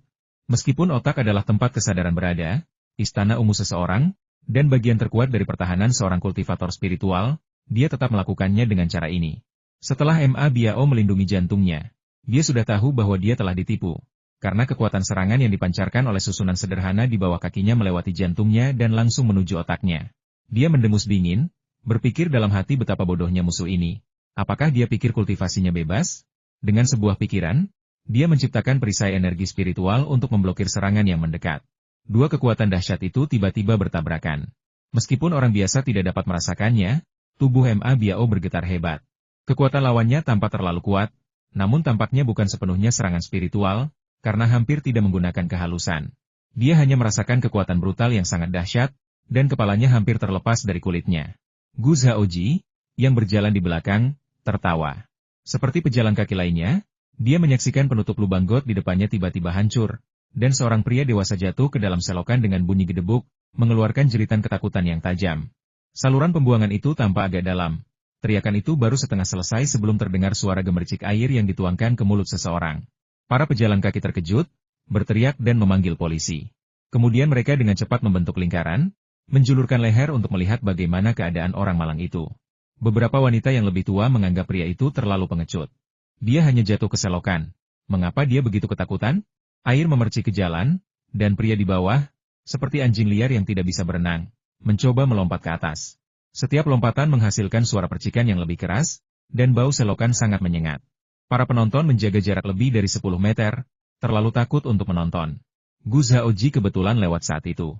Dia perlahan mendekat dan, seperti para penonton lainnya, menjulurkan lehernya untuk mengintip ke dalam. Namun, tangannya tanpa sengaja menjentikan 2 jarum energi, yang menusuk kepala Emma Biao, yang sudah kehilangan ketenangannya dan tidak lagi mampu melawan. Gu Zhaoji keras kepala. Begitu dia mengatakan akan menyerang kepala Emma Biao, dia tidak akan pernah mengubah targetnya. Kali ini, semuanya berjalan sangat lancar karena bau selokan telah membuat Emma Biao tidak dapat berkonsentrasi pada mantra sihirnya. Seorang kultivator spiritual yang telah kehilangan kemampuan untuk melawan lebih mudah dibunuh daripada orang biasa. Karena membunuhnya dengan tangan sendiri tidak akan menimbulkan dampak negatif dari energi spiritual alam. Para penonton tiba-tiba menyadari bahwa pria di selokan itu membeku dan berhenti meronta. Seseorang yang berani bergegas mendekat dan berseru, "Percuma! Pria ini sepertinya sekarat. Cepat, cari tali dan tarik dia keluar dari sana." Ini adalah pusat kota, dan polisi tiba dengan cepat. Pada saat semua orang buru-buru membawa Emma Biao ke atas, tubuhnya sudah dingin, mulutnya terbuka lebar, dan matanya terbelalak, seolah-olah dia sangat tidak rela mati seperti ini. Gu Zhaoji pergi tanpa berkata apa-apa, sambil berpikir dalam hati, hanya dengan membunuhmu aku bisa kembali dan memberikan laporan yang memuaskan. Terlalu mudah bagi Ding Hengzi. Dialah yang paling pantas mati. Hari ini, Li Yunfei mengunjungi rumah mertuanya, jadi tentu saja dia harus memberikan kesan yang baik. Setelah berdiskusi bisnis dengan kakeknya, dia bersiap untuk membantu mereka menggembalakan sapi. Berbicara tentang menggembalakan sapi, sapi-sapi perah ini, yang telah dibesarkan dalam penangkaran sejak kecil, umumnya cukup jinak. Selama diberi makan dan minum, mereka tidak akan menimbulkan masalah. Seekor sapi dipimpin oleh 4 sapi lainnya yang secara alami mengikutinya. Di tepi sungai, terdapat banyak rumput yang sangat disukai sapi. Terlepas dari rasanya, itu lebih baik daripada jerami, dan setidaknya mereka tidak pilih-pilih, makan dengan penuh kenikmatan. Mereka makan tanpa beban, kepala tertunduk, dan penggembala tidak perlu khawatir sama sekali. Tepat saat itu, Li Yunfei menerima telepon dari Gu Zhaoji. Telepon itu singkat. Gu memberitahu Li Yunfei bahwa Ding Hengzi sekarang sendirian, tanpa bantuan siapapun. Dia menambahkan bahwa jika perlu, dia bisa membunuh seseorang seperti Ding Hengzi, putra seorang pejabat, tetapi caranya akan lebih rumit. Li Yunfei ingin menjalani kehidupan yang tenang sebagai petani dan tidak ingin membuat marah orang-orang yang berkuasa. Dia juga pernah mendengar beberapa aturan tak tertulis di dunia bawah hindari memprovokasi pejabat untuk mencegah konsekuensi serius dari Departemen Pemerintah. Oleh karena itu, meskipun dia bisa menampar atau menendang pejabat generasi kedua seperti Ding Hengzi, dia tidak bisa menggunakan sihir padanya, karena itu adalah hal yang tabu. Li Yunfei menduga bahwa jika ia tidak salah, Taudatan dari kantor manajemen khusus pasti akan berbicara dengannya setelah menyelesaikan insiden berbahaya di pegunungan terpencil. Tindakannya baru-baru ini telah melewati batas, jadi aneh bahwa ia belum menerima peringatan dari kantor manajemen khusus. Sepupu Li Yunfei, Chen Sheng dan Chen Li, entah bagaimana mendengar bahwa dia sedang menggembalakan ternak di sini. Kedua bersaudara itu berlari dengan gembira, menawarkan rokok kepada Li Yunfei, bertukar beberapa kata sopan, lalu mulai mengobrol tentang ini dan itu tanpa arah yang jelas. "Hei, kalian berdua bersaudara, katakan saja apa yang ingin kalian katakan. Jangan bertele-tele. Kalian tidak lelah berbicara, tapi aku lelah mendengarkan." Li Yunfei tidak merokok. Dia menyelipkan rokoknya di belakang telinga, menepuk rumput di sebelahnya, dan memberi isyarat agar mereka duduk dan berbicara. Mereka semua seumuran, jadi setelah basa-basi awal, tidak ada rasa canggung. Chen Li berdeham 2 kali dan berkata, "Baiklah sepupu, budidaya jamur kita cukup menguntungkan. Kau menyuruh pedagang kota datang dan mengambil jamur kita secara teratur, dan kita menghasilkan lebih banyak daripada yang lain tanpa harus meninggalkan rumah. Tapi kau tahu, ketika kau punya sedikit uang, kau mulai berpikir, selalu mencari tempat untuk berinvestasi. Kita bisa menggandakan ukuran gudang jamur dan mempekerjakan lebih banyak penduduk desa untuk membantu. Tetapi itu adalah batas maksimal yang bisa kita lakukan. Lebih dari itu, pedagang kota tidak akan mampu menanganinya semua, dan kita tidak punya pilihan lain. Kudengar Chen Jiagou ingin membuka hotel rumah bambu sepertimu, dan bahkan pusat perikanan lebih baik membiarkan sepupumu mendapat manfaat dari bisnis ini daripada membiarkan orang lain mengambil keuntungan darinya." Jadi, Li Yunfei tiba-tiba menyadari apa yang sedang terjadi. Kakek dan paman dari pihak ibunya telah datang untuk membicarakan hal ini dengannya sebelumnya, dan dia tidak mengerti mengapa mereka tampak sedikit malu. Sekarang dia mengerti. Meniru sepenuhnya model bisnisnya sama saja dengan mencuri bisnisnya dan menentangnya. Di Tiongkok, ada pepatah yang mengatakan bahwa pesaing adalah musuh, apalagi mereka yang saling bermusuhan. Bahkan jika mereka kerabat, jika mereka memulai bisnis bersama, cepat atau lambat mereka pasti akan berkonflik. Tak heran jika sepupu keduaku yang biasanya terus terang itu bertingkah malu-malu dan ragu-ragu, tak berani menatap mataku saat berbicara. Sejujurnya, Li Yunfei sedikit tidak senang dengan hal ini. Tetapi kemudian dia berpikir, apa bedanya siapa yang menjalankan bisnis di tepi barat sungai? Memberikannya kepada orang lain tidak sebaik membiarkan saudara kandungnya sendiri mendapat manfaat darinya. Awalnya, ia bermaksud untuk mengontrak lahan di tepi barat sungai untuk pembangunan. Ia mengirim orang ke Chenjiago beberapa kali untuk bernegosiasi, tetapi mendapat penolakan bulat dari penduduk desa. Mereka iri kepada orang-orang dari Lijiashai yang telah menjadi kaya melalui proyek agrowisata. Meskipun mereka takut akan kekuasaan kepala desa tua, Chen Sanxi, mereka semua menyatakan penolakan mereka, mengatakan bahwa jika tempat itu akan dikembangkan, itu harus dikembangkan oleh orang-orang Chenjiago, dan bukan oleh Li Yunfei, meskipun ia adalah cucu Chen Sanxi. Melihat penentangan yang kuat dari penduduk Chenjiago, dan tidak ingin menempatkan kakeknya dalam posisi sulit, Li Yunfei membiarkan masalah itu berlalu begitu saja dan tidak menyelesaikannya. Ia sibuk dengan urusan lain setelah itu, dan baru hari ini ia akhirnya punya waktu untuk mengunjungi Chenjiago. Tanpa diduga, mereka telah menyusun rencana pembangunan, yang sepenuhnya meniru model suksesnya. Li Yunfei berpikir sejenak dan berkata, "Baiklah, aku mengerti. Jangan merasa bersalah. Jika bukan karena kejadian tak terduga di kota, Chenjiago pasti sudah memulai proyek agrowisata ini sejak lama. Sekarang kau telah memulainya sendiri. Ini sangat membantu wali kota Wu. Tapi mari kita perjelas dulu meskipun kita bersaudara. Persaingan bisnis tidak bisa dihindari. Jika kau tidak bisa mengalahkanku, jangan marah. Bagaimana mungkin kami melakukan itu? Itu tidak tahu berterima kasih. Tanpa bantuanmu, Fua, kami bersaudara tidak akan berada di posisi ini sekarang." Chen Sheng dan Chen Li berkata. Lalu tiba-tiba mengganti topik pembicaraan, menunjuk beberapa sapi perah di tepi sungai. Kami mendengar bahwa paman yang ditipu dan kehilangan beberapa sapi perah tua, dan pihak lain menyangkalnya dan menolak untuk mengembalikan uang atau menukarnya. Haruskah aku menyuruh beberapa penduduk desa pergi ke peternakan sapi perah di kota dan membuat keributan, agar mereka bisa mendapatkan uang mereka kembali? Tidak perlu. Bukan apa-apa, jangan membuat keributan. Beberapa hari terakhir ini juga tidak tenang di pihakku. Aku sedang mengadakan jamuan makan ketika kakak beradik Li, Jie Fang dan Ji Hua, datang dan membuat masalah. Mereka dipukuli oleh beberapa polisi pembantu dan akhirnya dirawat di rumah sakit. Aku tidak tahu bagaimana, tetapi mereka meninggal di sana. Laporan otopsi belum keluar, dan Danyu serta yang lainnya masih ditahan. Jika kalian membuat masalah lagi, aku tidak akan bisa menjelaskan diriku sendiri. Li Yunfei menolak sambil tersenyum. Tidak ingin mereka membuat keributan atas masalah sepele seperti itu. Lagi pula, kelima sapi ini tidak setua yang saya bayangkan. Saya hanya menyebutkan tanduknya dan memeriksa giginya. Umur mereka baru sekitar 4 tahun. Jika kita memberi mereka air mata air spiritual, mereka bisa dengan mudah pulih ke puncak produksi susu mereka. Mengenai kekurangan sapi jantan, kita dapat meminta ahli peternakan di wilayah ini untuk melakukan inseminasi buatan pada sapi perah. Ini akan menghemat waktu dan tenaga kita dalam memelihara sapi jantan yang akan mengganggu di kandang sepanjang hari, dan juga akan menghemat biaya pakan.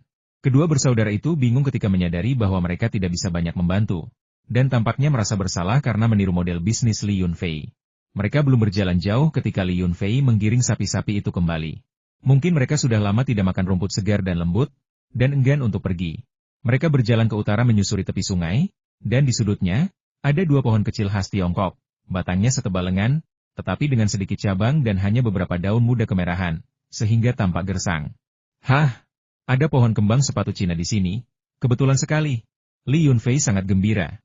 Jadi dia turun ke tepi sungai dan berjingkat untuk memetik tunas kembang sepatu Cina yang lembut dari pohon itu.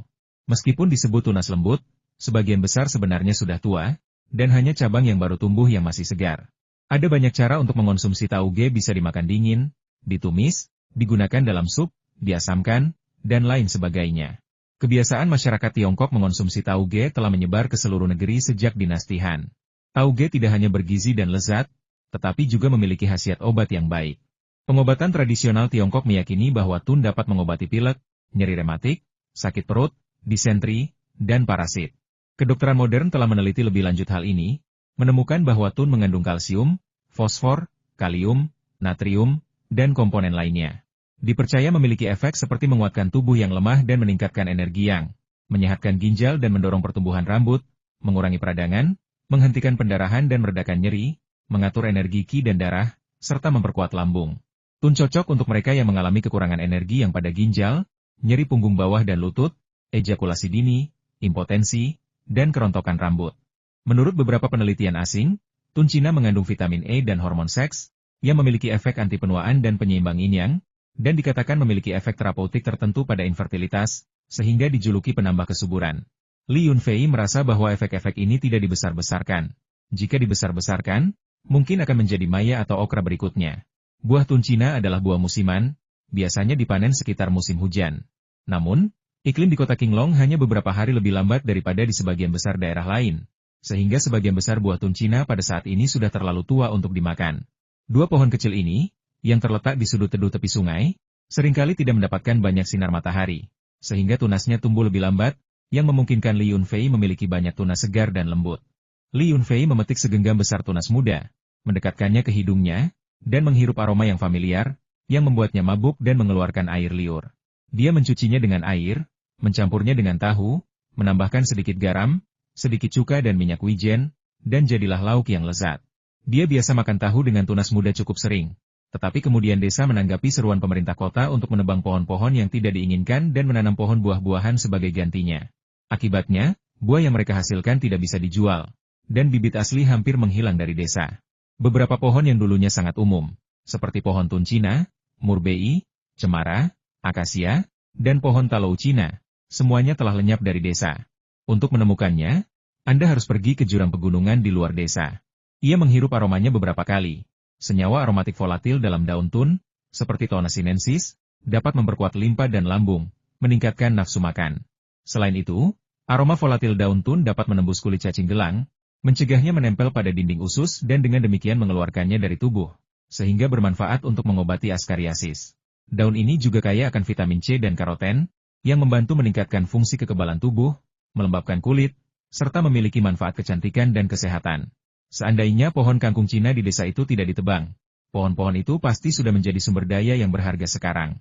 Wisatawan dari kota sangat tertarik dengan pohon-pohon itu. Saya mendengar bahwa pada tahun-tahun yang baik, satu pon kangkung Cina dapat dijual seharga 70 atau 80 yuan, sedangkan pada tahun-tahun yang buruk hanya dapat dijual seharga 40 atau 50 yuan per pon. Varietas yang paling umum di sekitar sini adalah red tun, yang disebut red oil tun, tetapi kualitasnya tidak terlalu bagus. Ada varietas lain dengan daun berwarna ungu kehitaman, yang disebut purple oil tun atau black oil tun, yang merupakan tun berkualitas terbaik dan memiliki rasa yang lebih enak. Sayang, apa yang diam-diam kau makan? Yang Yunu muncul entah dari mana, mungkin mencarinya untuk kembali makan malam. Melihat Li Yunfei mencium aroma daun tun, dia menggodanya dari tepi pantai. Sungguh harta karun, lihat apa yang kutemukan. Li Yunfei dengan bangga memperlihatkan segenggam tunas kartun merah di tangannya. Hah? Bukankah ini daun tun Cina? Aku sudah 2 tahun tidak melihatnya. Aku tidak menyangka ada 2 di dasar sungai ini. Ayo cepat kembali. Mungkin kita bisa membuat beberapa masakan dengannya. Aku suka panekuk tun dan telur, dengan sedikit irisan cabai merah. Membayangkannya saja sudah membuatku ngiler. Yang Yunu tampak seperti kucing lapar, mendesak Li Yunfei untuk kembali dan segera mengubah daun tun Cina itu menjadi masakan yang bisa dimakan. Resep tumis Tona sinensis dan telur sangat sederhana. Ini adalah hidangan umum di kalangan penduduk setempat. Cincang tunas Tona sinensis yang lembut menjadi potongan kecil, kocok 3 atau 4 butir telur, aduk rata, tambahkan sedikit garam, dan tumis dalam minyak panas. Setelah ditumis, telur akan berwarna keemasan dan berbentuk seperti pankek. Saat dimakan, tusuk salah satu sudutnya dengan sumpit, dan aroma telur yang bercampur dengan tunas Tona sinensis yang lembut akan terasa lezat. Seperti yang diharapkan, tauge Li Yunfei ditambahkan ke makan siang. 2 hidangan dibuat dengan segenggam tauge ini panekuk tauge dan telur, serta salad tahu dengan tauge. Ada beberapa sisa, jadi saya mencucinya, memasukkannya ke dalam mangkuk, menaburkan sedikit garam, menutupnya dengan piring, dan membiarkannya meresap selama 1 atau 2 hari sebelum dimakan. Rasanya unik. Penduduk desa biasanya tidak terlalu memperhatikan tauge, tetapi setelah sekian lama tidak memakannya, mereka tiba-tiba memakannya dan memujinya dengan sangat tinggi, mengatakan bahwa hidangan ini baik untuk pencernaan dan rasanya enak. Li Yunfei telah memindahkan banyak pohon buah-buahan ke ruang kecilnya, tetapi dia lupa tentang pohon tun Cina. Sekarang setelah dia melihatnya, dia tentu tidak akan membiarkannya pergi. Dia memutuskan untuk mencari kesempatan memindahkan kedua pohon tun Cina itu ke ruang kecilnya sendiri. Memang sangat merepotkan, dan ada bibit yang baru tumbuh di dekatnya, hanya setebal jari dan setinggi setengah meter. Bibit-bibit itu mudah dipindahkan. dan dengan sedikit air mata air spiritual dari ruangnya, mereka akan tumbuh dengan cepat. Makan malam keluarga itu santai, tanpa formalitas. Li Yunfei dan Yang Wending minum, masing-masing menenggak sebotol Wuliangye, yang dengan cepat habis. Dengan lebih banyak alkohol dalam tubuh mereka menjadi lebih terbuka dan banyak bicara. Awalnya mereka ragu untuk menjual sapi-sapi yang secara keliru mereka beli, tetapi sekarang mereka tidak begitu mempermasalahkannya. Mereka mengatakan putri mereka menginginkan 2 ekor sapi untuk dipelihara, dan uang bukanlah masalah. Mereka hanya akan memilih 2 ekor yang bagus dan membawanya pulang untuk diberi makan. Bagaimana mungkin Li Yunfei menerima hadiah dari ayah mertuanya begitu saja? Dia tidak menginginkan sapi itu karena menurutnya sapi itu tidak cukup bagus. Dia tidak peduli dengan uangnya. Karena keadaan sudah sampai pada titik ini, dia tidak bisa berkata apa-apa lagi. Istrinya menginginkannya, dan ayah mertuanya ingin memberikannya kepadanya. Baiklah, dia hanya perlu membayarnya. Paling buruk, dia bisa menyembelihnya dan memakannya ketika mereka sampai di rumah. Hari ini, aku membawa emas, itu sepenuhnya ide istriku. Melihat keduanya telah sampai pada titik ini dalam diskusi mereka, Yang Yunu tersenyum dan pergi ke mobil untuk mengambil uang. 2 tumpukan uang kertas besar diletakkan rapi di atas meja. Kedua tetua itu menolak untuk sementara, tetapi akhirnya menerimanya. Lagi pula, mereka masih memiliki seorang putri dan seorang putra yang masih bersekolah. Mereka telah menyimpan sebagian uang mahar dari pernikahan Yang Yunu, tetapi tidak berani menyentuh sebagian besarnya, dengan alasan mereka menyimpannya dengan aman untuknya. Oleh karena itu, mereka mungkin tidak terlalu kaya raya. Dalam perjalanan pulang, Yang Yunu pergi dengan mobilnya, diikuti oleh Li Yunfei yang menuntun 2 ekor sapi. Yang Yunu sengaja mempercepat laju mobilnya. Dan sebelum Li Yunfei meninggalkan desa, ia sudah menghilang dari pandangan. Saat itu, Li Yunfei memanfaatkan fakta bahwa tidak ada orang di sekitar, membawa lembu ke dasar tepi sungai, menemukan beberapa pohon kecil, mengeluarkan peralatan dari tempat persembunyiannya yang sempit, menggali beberapa bibit pohon kecil, dan membiarkan 2 pohon besar yang sebesar lengan itu tidak tersentuh. Ketika mereka tiba di pintu masuk desa, semua orang cukup penasaran dengan sapi yang dituntun Li Yunfei. Sebagian besar penduduk desa di kota Qinglong hanya pernah melihat kerbau air dan sapi kuning. Mereka hanya pernah melihat sapi belang hitam putih di televisi, dan ini adalah pertama kalinya mereka melihat sapi sungguhan.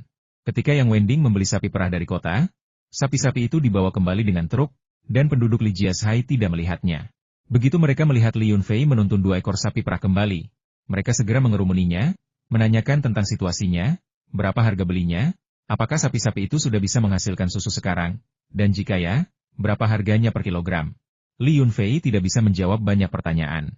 Ia masih memproduksi ASI, tetapi permukaannya dipenuhi benjolan keras, yang jelas menunjukkan mastitis. Memerasnya terasa seperti memeras batu. Berapa banyak ASI yang bisa ia keluarkan? Dan apakah ASI yang diperas itu layak diminum? Sebelumnya, di peternakan sapi perah, Li Yunfei tidak tahu berapa banyak hormon yang diberikan kepada sapi-sapi itu atau berapa banyak antibiotik yang digunakan. Sebelum sapi-sapi perah itu dirawat dengan baik, Li Yunfei tidak berani membiarkan istrinya meminum susu mereka. Mao Hai dan Tai dan sedang memetik bunga akasia dari pohon di pinggir jalan. Pohon jenis ini hanya tumbuh di dekat sungai. Pohon akasia itu cukup besar dan condong, sehingga mudah untuk dipanjat dan memetik bunga-bunga putih salju tersebut.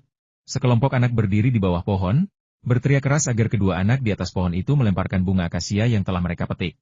Mau dan Tong juga berada di antara kerumunan di bawah pohon. Sejak Li Qinghe mendisiplinkannya, Mau menjadi jauh lebih patuh dan tidak berani memanjat pohon dengan mudah.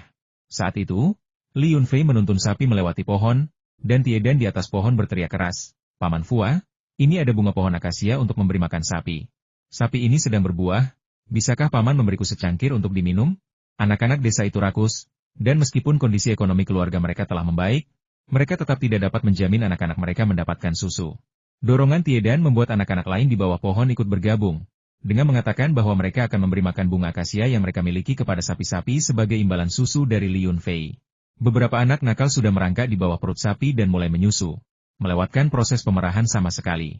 Li Yunfei membantu menahan sapi-sapi itu, takut mereka akan menendangnya jika marah. Untungnya, sapi-sapi itu sudah terbiasa diperah, dan isapan anak-anak itu sama sekali tidak membuat mereka marah. "Kamu tidak bisa meminumnya mentah. Susu itu harus direbus dulu sebelum bisa diminum.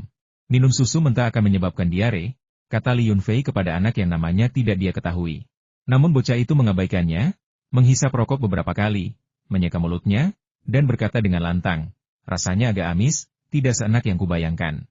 Meskipun dia mengatakan itu, banyak anak yang tidak mempercayainya, tetapi mereka tidak berani merangkak di bawah perut sapi, dan hanya menatap kedua sapi itu dengan penuh kerinduan. "Paman, bukankah susu segar lebih enak daripada susu kemasan?" Tanya mau-mau, matanya berbinar iri. Dia mencondongkan tubuh ke depan dan berteriak. Tong-tong tetap berada di sisinya sepanjang waktu. Meskipun dia tidak mengatakan apapun, matanya yang besar penuh dengan rasa ingin tahu dan pertanyaan. Ya sulit untuk membandingkan, tapi kamu tidak bisa langsung minum susu sapi segar.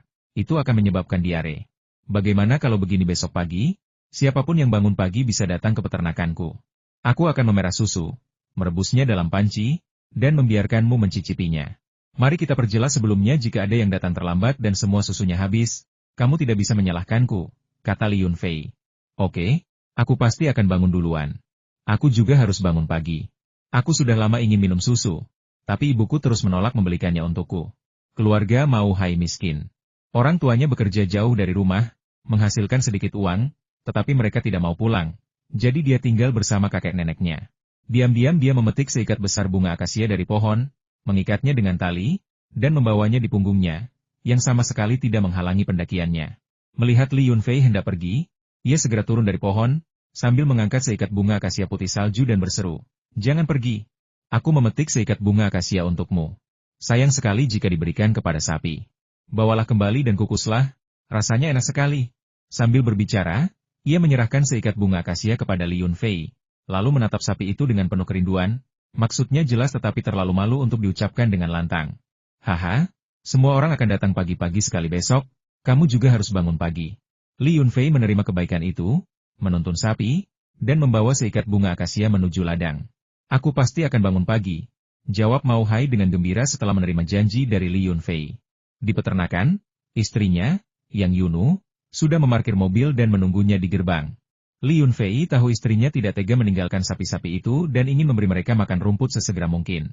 Li Yunfei awalnya berniat untuk menyimpan mereka secara diam-diam di ruang kecilnya, menggunakan energi spiritual di dalamnya untuk memodifikasi fisik mereka dan mungkin membersihkan mereka dari zat berbahaya, karena anak-anak itu akan meminum airnya keesokan paginya.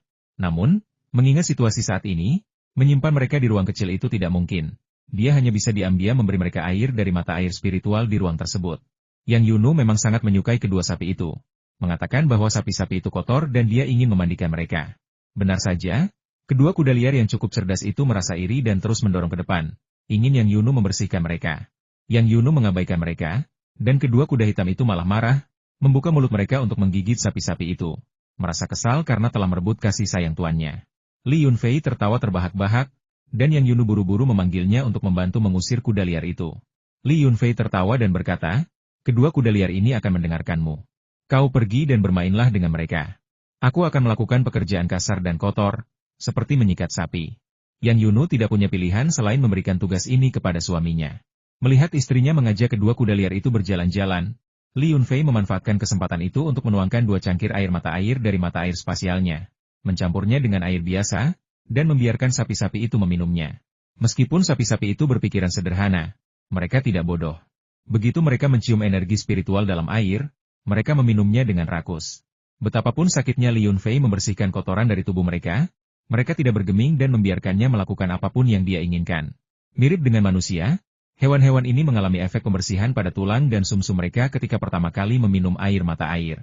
Tak lama kemudian, lapisan minyak hitam berbau busuk keluar dari tubuh mereka, membuat mereka semakin kotor semakin sering mereka mengusapnya. Li Yunfei, karena takut istrinya akan mengetahui apa yang sedang terjadi ketika ia kembali, langsung menggunakan selang untuk memandikan kedua sapi itu. Kedua sapi itu tak berdaya, terus-menerus melenguh, dan butuh waktu cukup lama untuk membersihkannya sepenuhnya. Gu Zaoji dan Zheng Xinyan sibuk di lokasi pembangunan rumah bambu. Mereka telah melihat Li Yunfei kembali sejak lama, tetapi mereka belum menyelesaikan pekerjaan mereka dan belum menghampirinya untuk berbicara. Sekarang, melihatnya melakukan sesuatu yang agak keterlaluan menyair ke sapi-sapi dengan selang keduanya saling bertukar pandang dan bergegas menghampirinya untuk bertanya apa yang sedang terjadi. "Saudara Li, apa yang kau lakukan? Memandikan sapi dengan air dingin. Apakah kau tidak takut membuat mereka sakit?" Zheng Xinyan menepuk perutnya dan menyeka keringat di dahinya. Gu Zaoji mengendus udara dengan bingung, lalu bertanya, "Bau ini asam dan busuk, namun agak familiar. Sepertinya ini adalah kotoran yang keluar dari tubuh kita ketika kita pertama kali mencapai kultivasi dan mengalami transformasi lengkap. Mengapa sapi ini berbau begitu aneh?" "Haha, kau terlalu banyak berpikir. Aku hanya berpikir mereka terlalu kotor dan bau, jadi aku memandikan mereka dengan air dingin. Tidak masalah jika mereka sakit, kita bisa membunuh mereka dan memakannya. Daging sapi rebus buatan kakak Zheng memang luar biasa. Aku tidak pernah bosan memakannya, aku memimpikannya sepanjang hari. Ngomong-ngomong, bagaimana perkembangan pembangunan 10 rumah bambu ini? Li Yunfei mengganti topik pembicaraan, tidak ingin mereka terlalu fokus pada kedua sapi itu. Penyebutan villa bambu langsung membangkitkan semangat keduanya. Mereka menceritakan kejadian beberapa hari terakhir dan membahas kemajuan pembangunan. Mereka mengatakan bahwa dekorasi interior akan siap dalam beberapa hari. Meskipun rumah-rumah bambu ini dibangun dengan cepat, rumah-rumah ini jelas lebih tahan lama daripada rumah-rumah bambu dari tempat lain. Teknologi anti lembab dan anti serangga yang digunakan sangat canggih, dan proyek ini diawasi oleh tim ahli yang didatangkan Chu Yingtai dari luar negeri. Sementara tim ahli dari Hong Kong bertanggung jawab atas desain dekoratif dan detail artistik. Para ahli mengatakan bahwa karena Sichuan rawan gempa bumi, rumah-rumah bambu ini menggabungkan elemen desain tahan gempa, yang dilaporkan mampu menahan gempa bumi berkekuatan 8 skala Richter. Rumah bambu sangat tahan banting, dan rumah bambu biasa sudah cukup tahan gempa. Gempa bumi berkekuatan 6 atau 7 magnitudo tidak menyebabkan banyak kerusakan. Bahkan, dengan teknik khusus, rumah bambu dapat menahan gempa bumi berkekuatan 8 magnitudo bukanlah suatu pernyataan yang berlebihan. Sebenarnya, tinggal di rumah bambu tidak terlalu berbahaya meskipun rumah itu roboh, karena perabot dan dindingnya sangat ringan. Jika terjadi gempa bumi dan rumah roboh, kecuali Anda sangat tidak beruntung, umumnya tidak akan berakibat fatal. Bangunan apartemen komersial biasa yang diberi label tahan gempa hingga level 8 sangat berbeda dengan bangunan yang mampu menahan gempa berkekuatan 8 magnitudo. Dengan kata lain, ketahanan gempa bangunan hunian komersial biasa tidak dapat dibandingkan dengan rumah bambu sederhana. Seorang ahli arsitektur melakukan pengujian pada rumah bambu yang mampu menahan gempa berkekuatan 9 magnitudo, menjadikannya rumah bambu paling tahan gempa yang dikenal di dunia. Karena begitu banyak orang yang memperhatikan rumah bambu dan halamannya, Li Yunfei merasa lega. Lagi pula, dia hanya menyediakan sebidang tanah, dan menyerahkan sisanya kepada orang lain. Pada malam hari, saat istrinya tertidur, Li Yunfei pergi ke halaman dan membawa 2 ekor sapi perah dari kandang darurat ke tempat tinggalnya yang kecil. Di tempat yang kecil ini, 1 malam sebenarnya setara dengan 10 malam, atau sekitar 5 hari. Li Yunfei percaya bahwa dengan 5 hari ini, ia dapat mengembalikan kesehatan sapi-sapinya, memastikan bahwa anak-anak sapinya tidak akan minum susu berkualitas rendah. Setelah memasukkan sapi itu ke dalam ruang kecil, Li Yunfei berbaring kembali di tempat tidur, dan rohnya langsung memasuki ruang kecil tersebut. Setelah memasuki ruang kecil itu, kedua sapi itu tanpa kebingungan, berdiri kosong di atas rumput, memandang sekeliling. Seekor elanggir falcon yang ganas terbang di atas kepala mereka, mengeluarkan teriakan tajam, sayapnya yang besar seperti awan, menyapu rumput seperti angin puting beliung. 2 ular piton raksasa muncul dari danau, tubuh besar mereka terangkat seperti monster prasejarah, menatap 2 tetangga baru mereka dengan tatapan dingin dan tajam yang membuat kaki kedua sapi itu lemas. Untungnya, dari kandang sapi dan kandang babi di dekat bukit, terdengar suara sapi yang biasa, mu dan oing, seolah-olah mereka lapar dan memperkirakan sudah waktunya makan lagi. Sapi-sapi ini melenguh sangat keras. Li Yunfei tidak berani membiarkan kedua sapi itu berkeliaran terlalu bebas, karena takut mereka akan merusak ladang tanaman obat di tempat yang sempit itu. Dia menggunakan kekuatan spiritualnya untuk mengikat mereka dan mengirim mereka ke kandang sapi, membiarkan mereka tinggal bersama sapi-sapi kuning biasa. Setelah memberi makan sapi dan babi hutan, Li Yunfei memulai inspeksi rutinnya di lahan kecil itu, memeriksa kebun herbal obat, kebun sayur, kebun buah, dan lain-lain. Karena ada binatang buas dan burung pemangsa seperti ular piton raksasa dan elanggir falcon di daerah tersebut, ia khawatir mereka akan merusak tanaman yang ia incar. Jika ia menemukan kerusakan, ia ingin mengetahuinya terlebih dahulu agar dapat menanam kembali tanaman tersebut. Kebun sayur di lahan kecil itu semakin mengecil, digantikan oleh kebun tanaman obat. Hal ini karena sayuran dan buah-buahan hanya untuk konsumsi keluarga, dan mereka tidak bisa mengonsumsinya dalam jumlah banyak. Sementara tanaman obat sangat langka dan dapat dijual dengan harga selangit dari orang-orang yang berpengetahuan. Setelah tanaman obat ini matang, mereka akan menjadi harta karun yang tak habis-habisnya. Transaksi giok ini menghabiskan tabungan Li Yunfei selama hampir setahun. Meskipun Gu Zaoji mengembalikan uang untuk tes spiritual itu, jumlah tersebut tidak lagi menjadi masalah bagi Li Yunfei, mengingat harga sebuah mobil saja mencapai 1 atau 2 juta. Selain memeriksa tanaman di ruangan itu, Li Yunfei juga perlu berlatih kultivasi. 1 jam berlatih kultivasi di ruangan kecil itu lebih efektif daripada 10 jam di luar, karena energi spiritual di sini jauh lebih kaya daripada di dunia luar. Namun, dalam ruang yang sempit itu, ia hanya bisa berkultivasi melalui latihan spiritual, dan yang ia peroleh hanyalah kekuatan spiritual. Pada levelnya saat ini, kekuatan jiwanya sudah luar biasa kuat. Jika bukan karena tubuhnya sering mengonsumsi mata air dan ramuan spiritual, yang membuatnya benar-benar tidak seimbang, tubuh fisik biasa tidak akan mampu menampung jiwa yang begitu kuat. Sebelum meninggalkan ruang kecil itu, Li Yunfei memetik 2 apel lagi dan memberikannya kepada sapi-sapi itu. Tidak ada cara lain, Ruang kecil itu memiliki banyak buah di luar musim. Selama itu membantu sapi-sapi itu pulih dengan cepat, dia tidak keberatan memberi mereka buah ruang angkasa setiap hari. Saat fajar menyingsing, Li Yunfei melepaskan sapi-sapi itu kembali ke kandang di halaman villa. Setelah menikmati suasana penuh energi spiritual di ruang kecil itu, kedua sapi itu tampak tidak menyukai dunia nyata, terus-menerus melenguh. Jika tidak diikat, mereka mungkin akan menempel pada Li Yunfei seperti kuda liar, ingin kembali ke ruang kecil itu. Kali ini, Li Yunfei tidak tidur lama sebelum terbangun oleh teriakan anak-anak di luar. Dia meremehkan keinginan anak-anak akan susu. Begitu fajar menyingsing, anak-anak yang bangun pagi itu berkumpul di gerbang pertanian. Awalnya, Mao Hai, Taidan, dan yang lainnya tidak berani berteriak, takut mengganggu tidur Li Yunfei. Selain itu, para pekerja pertanian belum mulai bekerja, dan pertanian yang tenang itu memiliki ketenangan harmonis yang tidak ingin diganggu oleh anak-anak. Namun, begitu jumlah anak bertambah menjadi lebih dari 5 atau 6 orang, mereka mulai menjadi lebih berani. Awalnya, mereka akan berteriak pelan, tetapi akhirnya mereka akan berteriak sekeras-kerasnya. Beberapa akan memanggil Paman Fua, beberapa akan memanggil Kakek Fua, dan beberapa akan menjadi tidak sabar dan memanggilnya dengan namanya untuk mendesaknya bangun dan memerah susu sapi. Li Yunfei, dengan indera yang tajam, terbangun hanya setelah beberapa kali dipanggil. Khawatir sekelompok anak-anak nakal itu akan mengganggu istirahat istrinya, ia berlari keluar dengan sandal jepitnya. Begitu ia membuka pintu, dua anjing besar berwarna kuning mengikutinya. Menggonggong keras, tampaknya kesal karena anak-anak itu telah mengganggu mimpi indah mereka.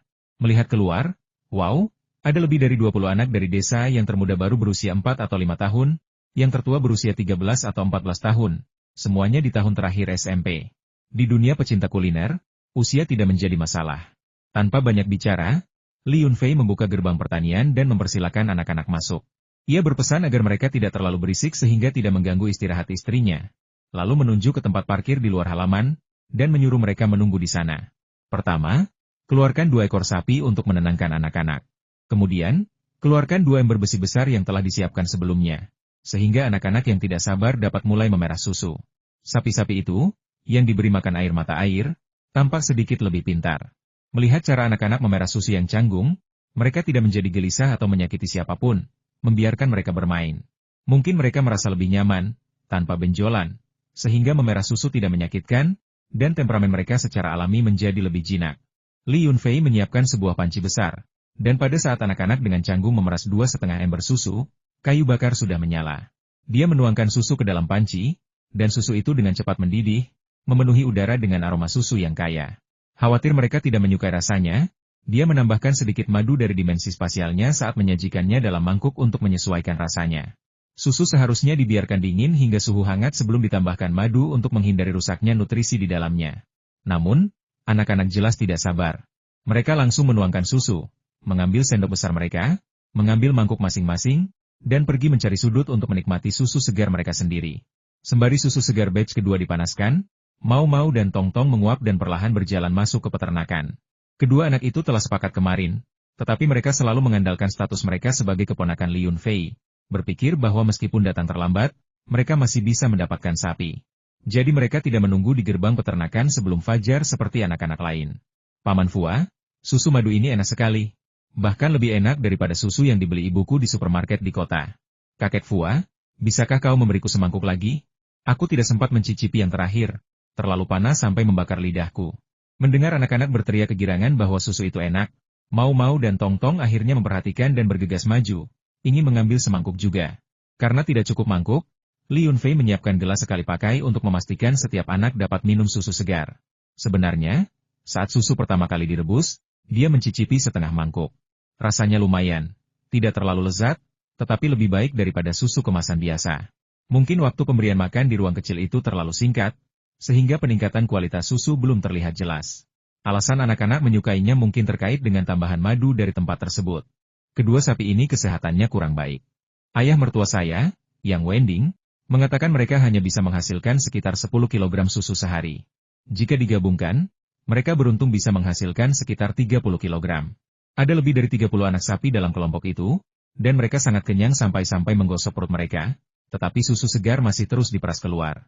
Tampaknya beristirahat di ruang kecil semalaman cukup efektif, setidaknya dalam hal meningkatkan produksi susu secara signifikan. Setelah anak-anak menepuk-nepuk perut mereka dan pergi, Gu Zhaoji dan Zheng Xinyan, yang tadi berjongkok di samping menyaksikan keseruan itu, datang menghampiri, meminta 2 mangkuk susu, lalu minum dan mengobrol. Mereka mengatakan bahwa madu yang ditambahkan Li Yunfei ke dalam susu memiliki rasa ajaib yang benar-benar membuat iri. Namun, rasa ajaib ini sangat samar. Lagi pula, itu hanya sedikit madu dalam semangkuk susu. Jadi mereka tidak benar-benar curiga. Li Yunfei tertawa dan memarahi mereka. Menyuruh mereka minum apapun yang bisa mereka dapatkan, dan tidak terlalu banyak bicara. Tinggal di pertanian untuk waktu yang lama, bahkan susu sapi pun akan memiliki semacam keajaiban. Mereka semua akan sangat iri. Zheng Xinyan berkata dengan sedih bahwa dia telah mempelajari banyak garis legiomantik dan mendirikan banyak susunan pengumpul roh. Tetapi ini adalah pertama kalinya dia menemukan hal yang begitu aneh. Wajar jika bukit di dekatnya terbengkalai, tetapi peningkatan energi spiritual bukit di pertanian Li Yunfei telah melampaui harapannya. Jika bukan karena ini, mengapa dia menawarkan harga yang sangat mahal untuk mendapatkan rumah bambu dan halaman sebagai tempat untuk kultivasi jangka panjang? Li Yunfei tersenyum tanpa berkata apa-apa.